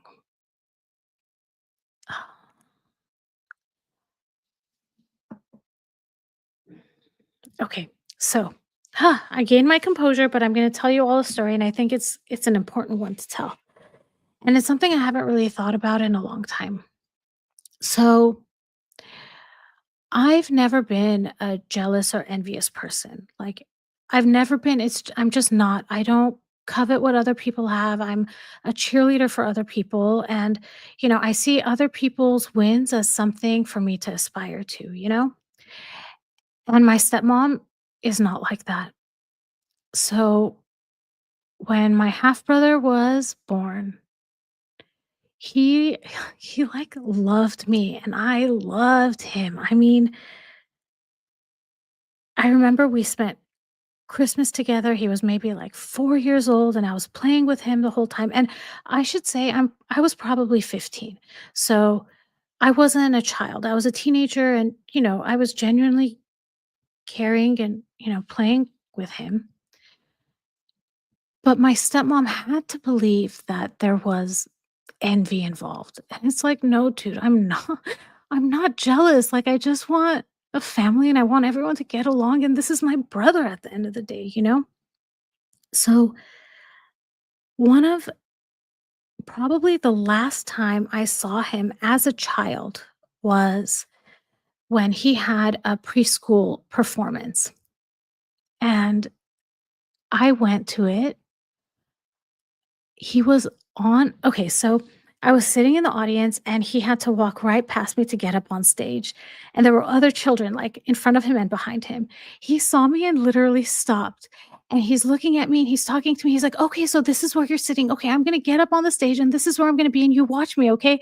And the teachers are like, "You have to keep going because all the children are, like, waiting to go." So then he goes up on the stage and the whole time the children are singing and he's shouting, "Where are you?" He's shouting my name, "Where are you? I don't see you. Where are you?" And I would like wait. It was the sweetest, cutest thing. So a child wouldn't react that way with me if they didn't feel that I genuinely loved and cared for them too. So unfortunately, after that happened, and this was, like, early 2000s, so it's not like I wish I had a cell phone to capture that moment. It was so sweet. I'm sure my stepmom has destroyed that video. Like, I'm sure there's no video footage of that anywhere. Um, but yeah, I didn't get to see him again until he was, like, 20, and my dad secretly got him to see got us to see each other, and he had my brother had to keep that a secret from, um from his mom. Okay, I'm gonna get caught up on the chat because there's a lot more to this story. Um, yeah, yeah, he really was. And thank you, Susan. I do that on purpose because I want people because most of the time also the audio is not great, right? Like there's people shouting and screaming, and it's better to get rid of the distracting audio. But yeah, it's definitely fun to make these clips. Um, let's see.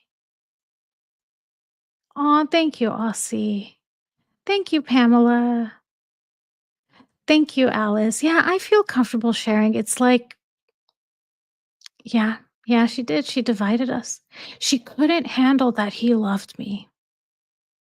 And the the biggest time, like, that preschool performance was such an indication that we were forming a bond, and she couldn't handle that.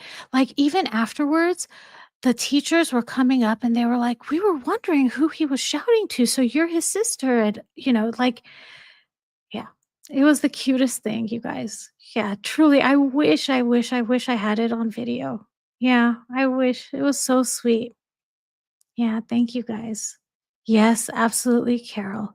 Yes, it was because my stepmom didn't like that, um oh, Melissa, I have stories. I have stories. Um, but yeah, it's and, all it takes is one. All it takes is one, and they ruin lives, multiple lives. It's insane. And the thing is, everyone could be so happy. Like, I could have been a good role model for him. I could have babysat him, and my dad and her could go somewhere. It's just, it's unbelievable. Yeah, they're evil. Absolutely evil. My stepmom is absolutely evil. Princess Goose says Megan loves to hug kids, and many times they look very uncomfortable. Absolutely. Yeah, because the hug is, I mean, here it is. Here, let's watch this one. Here we go. That kid's like, I'm not sure if I should give you the flowers. No, I'm kidding. I'm not sure what this child might be thinking, but yeah. Yeah, narcs are destructive. Absolutely. One narc, yes, absolutely, Pamela. Yep. Yep. Yes, cult and cake, that's a great way to put it. They create a whirlpool and trap people in it. Yes. Yes, absolutely. 100%. Yeah, I don't remember where I heard this, but it was before I got married to my ex, and it was something along the lines of the most important decision you'll ever make, or one of the most important decisions you'll ever make, is who you choose to be your romantic partner for the rest of your life. Because that person, like my dad choosing her, look at how many families got destroyed. And it's not just me. I mean, I was her target. She hated me. She absolutely hated me. But she was mean to my sister too. And, what she did by not letting me around my brother while he was growing up, that's damaging for him too. Like, he's thinking he has these sisters and he doesn't get to see them ever. Yeah, it's awful. Susan says, my covert narc mom divided me and my dad and my sister. My sister moved to Canada. My dad and I tried to remain close, but my mom was hoovering around. She even came into my boyfriend's in a discreet, I think I missed the rest of that. But yeah, they're terrible, terrible. Oh, hi, Kit Kat. Hi, Kit Kat. Welcome. Wow, you guys, I am at 2 hours and 8 minutes. I've never done this before. Exactly, Alice. Exactly. And to me, Megan is identical to my stepmom. The looks that she gives is identical.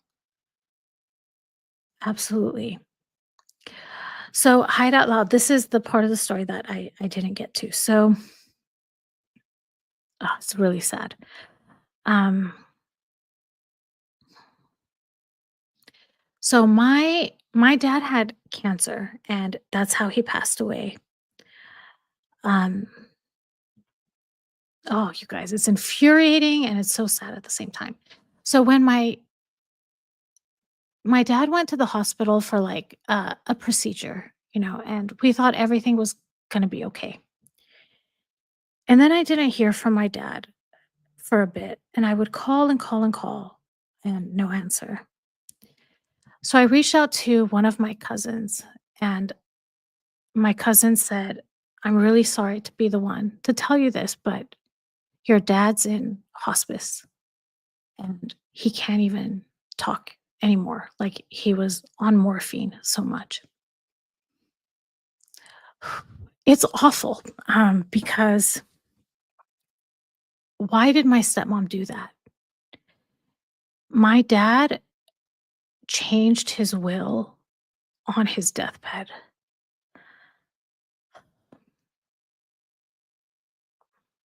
And, like, I can't believe I had family that knew this information, that were with him at the hospital, that didn't call me. Like, it's one thing that my stepmom didn't want me to know.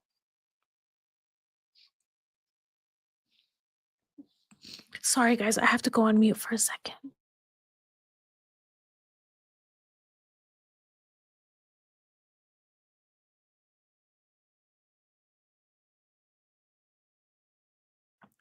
Okay, I'm back. Okay, so it's one thing, and this is exactly my childhood too, right? Like, it's one thing that you can say, "My stepmom is evil," but what about everybody else? They had phones. They know my number. They could have called me, but they didn't. They were with him. Yeah. Yeah, I'm sorry, Paul, that you can relate. It's so sad, and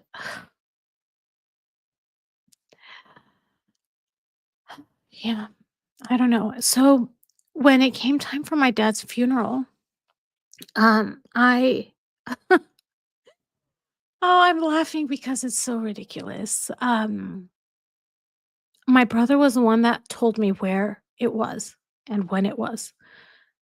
Like, literally, and I had to text to find out. Like, they literally would have had his funeral and not told me. And I wanted to give part of the eulogy, right? So I couldn't even like I couldn't even get to my stepmom to ask, or I think I asked my brother, but I didn't hear a response. My dad's friend was the one giving the eulogy.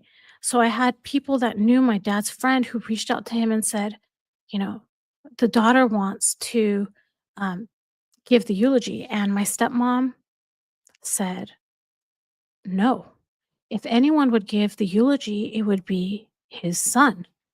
And here's the thing, or I mean, I didn't even have to give the eulogy. I just wanted to talk about my dad, right? So, how does my talking at the funeral inhibit or block my brother from talking? He's welcome to talk also. But the thing is, she was scared of what I was going to say because she's an awful person. But I'm not evil like her. I wasn't going to say anything bad about my dad. I was going to be like 100%, you know, it's to celebrate my dad, right? Like, I wouldn't have said anything bad. So, anyways, to get back to the question about if I talk to my brother after the funeral, he hasn't contacted me since. I think he may have even blocked me. I feel bad for him because she's a malignant narcissist. It's the same way I feel about Harry leaving the children alone with Megan. It's the same thing. Paul is asking if I could have contested the will. I I didn't wanna have anything to do with her anymore, and to me, my peace was so much more valuable than that. Um, because to be quite honest, like, my dad, he was very popular in the community, he did a lot of volunteer work, and he was well known, but he wasn't a wealthy man, he was, like, middle class, So to be quite honest, it really wouldn't have been much. So it just to me wasn't worth it. And I know I've mentioned to all of you that I had this like huge awakening in 2022. So I divorced my ex-husband in 2020, and then 2 years later was when my dad passed away. And as a result of my dad passing away, my relationship with that side of the family completely ended. And I have no regrets about that because those people, they didn't protect me as a child when my stepmom was doing those things to me, and they didn't call me when my dad was dying. So, it was at this point so at that point, like, after my dad passed away, I had a lot of anger, and I didn't know that my stepmom was a malignant narcissist. I didn't even know that she was a narcissist, right? I didn't have a word for it. I didn't think that anything was bad. Um, Sorry, guys, if I'm ignoring the chat. Do you want me should I stop talking? You guys opened a can of worms. Koala says, revealing, I can't speak for everybody, but I feel like we're all like family here and we are here for you. Thank you, Koala. Luckily, I've moved past a lot of it and there's still sorrow though, it's very, very sad. Thank you, Sharon. Yes, absolutely. Thank you, thank you. Thank you, Sandra. Thank you, everybody. Okay, you guys are saying get it out. Thank you so much, Judith. Thank you. Okay, Susan says continue. Okay, where was I? Okay, so then like when I was a child, my dad would just say like she has a form of mental illness, but something that's not a big deal. So when I was a child, I took a lot of responsibility for the things my stepmom would do. Oh, you guys, I'm sorry. I don't want to make you cry. This is a happy story because I'm here with all of you now. And if I hadn't experienced all of this, I wouldn't be here. I wouldn't have this beautiful home I live in. I wouldn't have the puppy I have. So these are all just things that happened. And I feel that because of them, I can come and talk to all of you. And to be honest, I haven't shared any of this with all of you, right? Like all I've said is, oh, I have a malignant narcissist stepmom and she's done all these things, but I haven't really, like, I haven't even gone into depth of all the things that she's doing. Oh, thank you, One Rose. It is, it is. And luckily it was 3 years ago. And, I've been in therapy and I've worked through a lot of it. And what's really helped is putting a name to what my stepmom is. Because as a child, I was just told, no, she just has this issue, that issue. It's nothing serious. So then when my stepmom would be cruel to me, there would be a part of me that would think, what could I have done so that she wouldn't do this? And I was a child, right? And I'm not responsible for that. So my dad passed in January 2022. And then I had a conversation with someone who also had narcissistic parents. And I was describing all the things my stepmom had done to me. And she's like, she sounds like a malignant narcissist.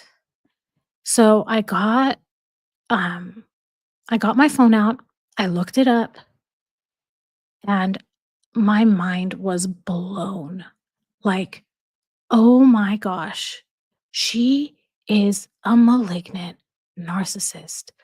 All of the things that happened to me in childhood were not my fault. This is a sick woman. Like, this is a sick woman. It wasn't my fault. And it's amazing that as a child, you do take some ownership of that. So I know that a lot of time people say, like, yeah, it's not important to put a label on it as long as the treatment is the same and the label doesn't matter. But sometimes the label matters because if you're taking responsibility for something that's not your fault, especially when you're a child, then the label is everything, right?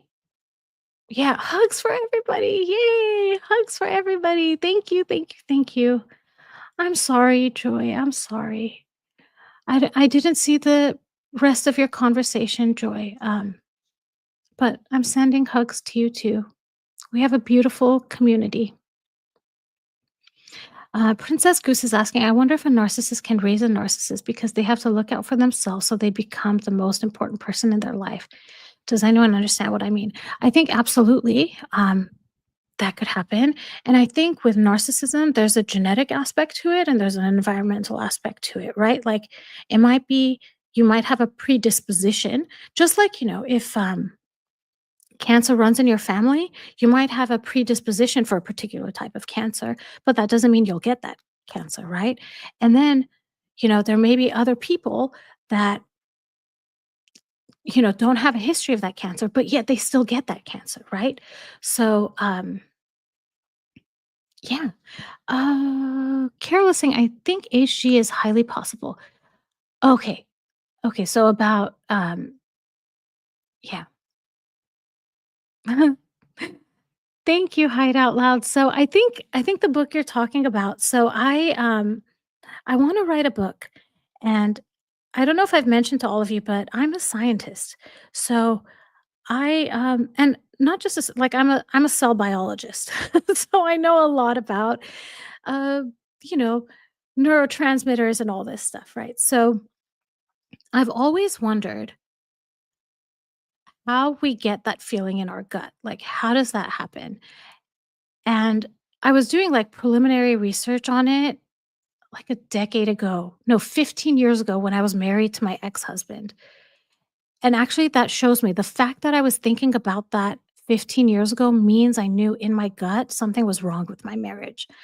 Um, so what was I saying? Oh, so I want to write a book about how those same neurotransmitters that are in your brain, serotonin, dopamine, and all of those are actually in your gut as well. And they actually call your gut the second brain or like the primal brain.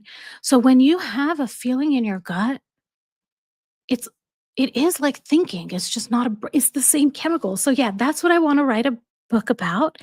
And I want to write like, I wanna talk about the science of it, but I don't wanna go too deep into the science because I don't wanna lose people, and then I also want to draw on experiences I've had to provide examples, and then you know how in my videos I give fictional examples? So I would give, like, fictional examples too. So this is the book that I'm thinking of writing. Yep, exactly, PS. Money is fleeting, right? Who cares? Kathleen says, "Write the book." Oh, wow, you guys like the book? Oh, thank you, Carter. Okay, a lot of people say write the book. Yeah, thank you. Thank you, Kit Kat. Oh, not offensive at all. Thank you, thank you. Yeah, isn't it so interesting, Princess Goose? And to be quite honest, like as I'm writing it, maybe it'll teach me to listen to my gut more often. And that's another thing I want to put in the book. Like, what are some exercises you can do to help you connect more, right, with that gut, to listen to it more, to understand when something just doesn't feel right, or when you might be taken advantage of and you feel it like it just feels uncomfortable. So yeah, yeah, isn't it so cool? Yes, intuition. Yes, Coral said gut thinking. Yeah. Bring on the science, Colton Cake says. Thank you, Susan. Yeah, I'm a science nerd. Oh, thank you, Lisa. Yeah, the vagus nerve. Yep. Oh, wow. PS. Yeah, money changes people. It really does. You see people's characters, and I mean, you saw that with Megan, right? She ended up in this beautiful place of, you know, having a great life, and look how she acted. Awful. Thank you, Kit Kat. Oh, thank you. You guys are great. Yes, yeah, it will help others. I think so too. Thank you so much, everybody. Yeah, yeah. Thank you, Carol.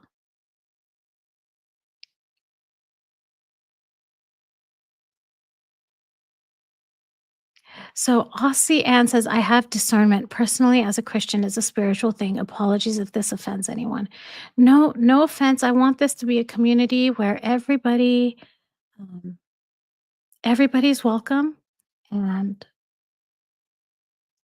yeah, yeah, I love that. I love having the thought of having discernment. Joy, I'm sorry that you're crying. Don't be sorry.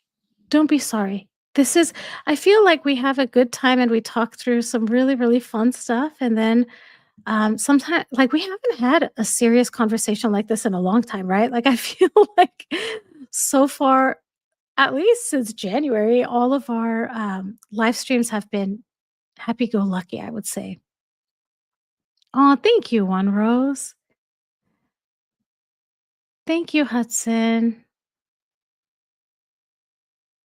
I think there's a scale of narcissism too, and I think it depends on your vulnerability, right? Like, for example, my ex-husband in a romantic relationship, he's awful. But he's a great coworker, you know? Um, yeah, I think it's situational too. Paulette says it'll sell better than spare. Maybe we should send Harry a copy too. Um, yes, exactly. When the hair on the back of your neck stands up. Yes, yes, yes, exactly. Joy says it's hard dealing with a mom who only thinks about herself. Yeah, I'm sorry, Joy. Sending you lots of hugs and healing. And um, I think in circumstances like that, you almost have to double your effort of thinking about yourself.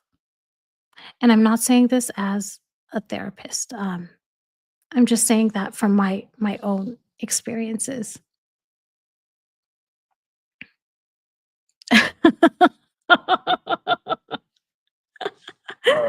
Yeah, he was not a very good husband, he wasn't nice to me.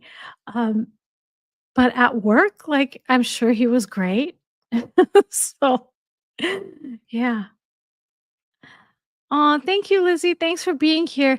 I think, you guys, I'm gonna call it a night myself. 2.5 hours, this is my record.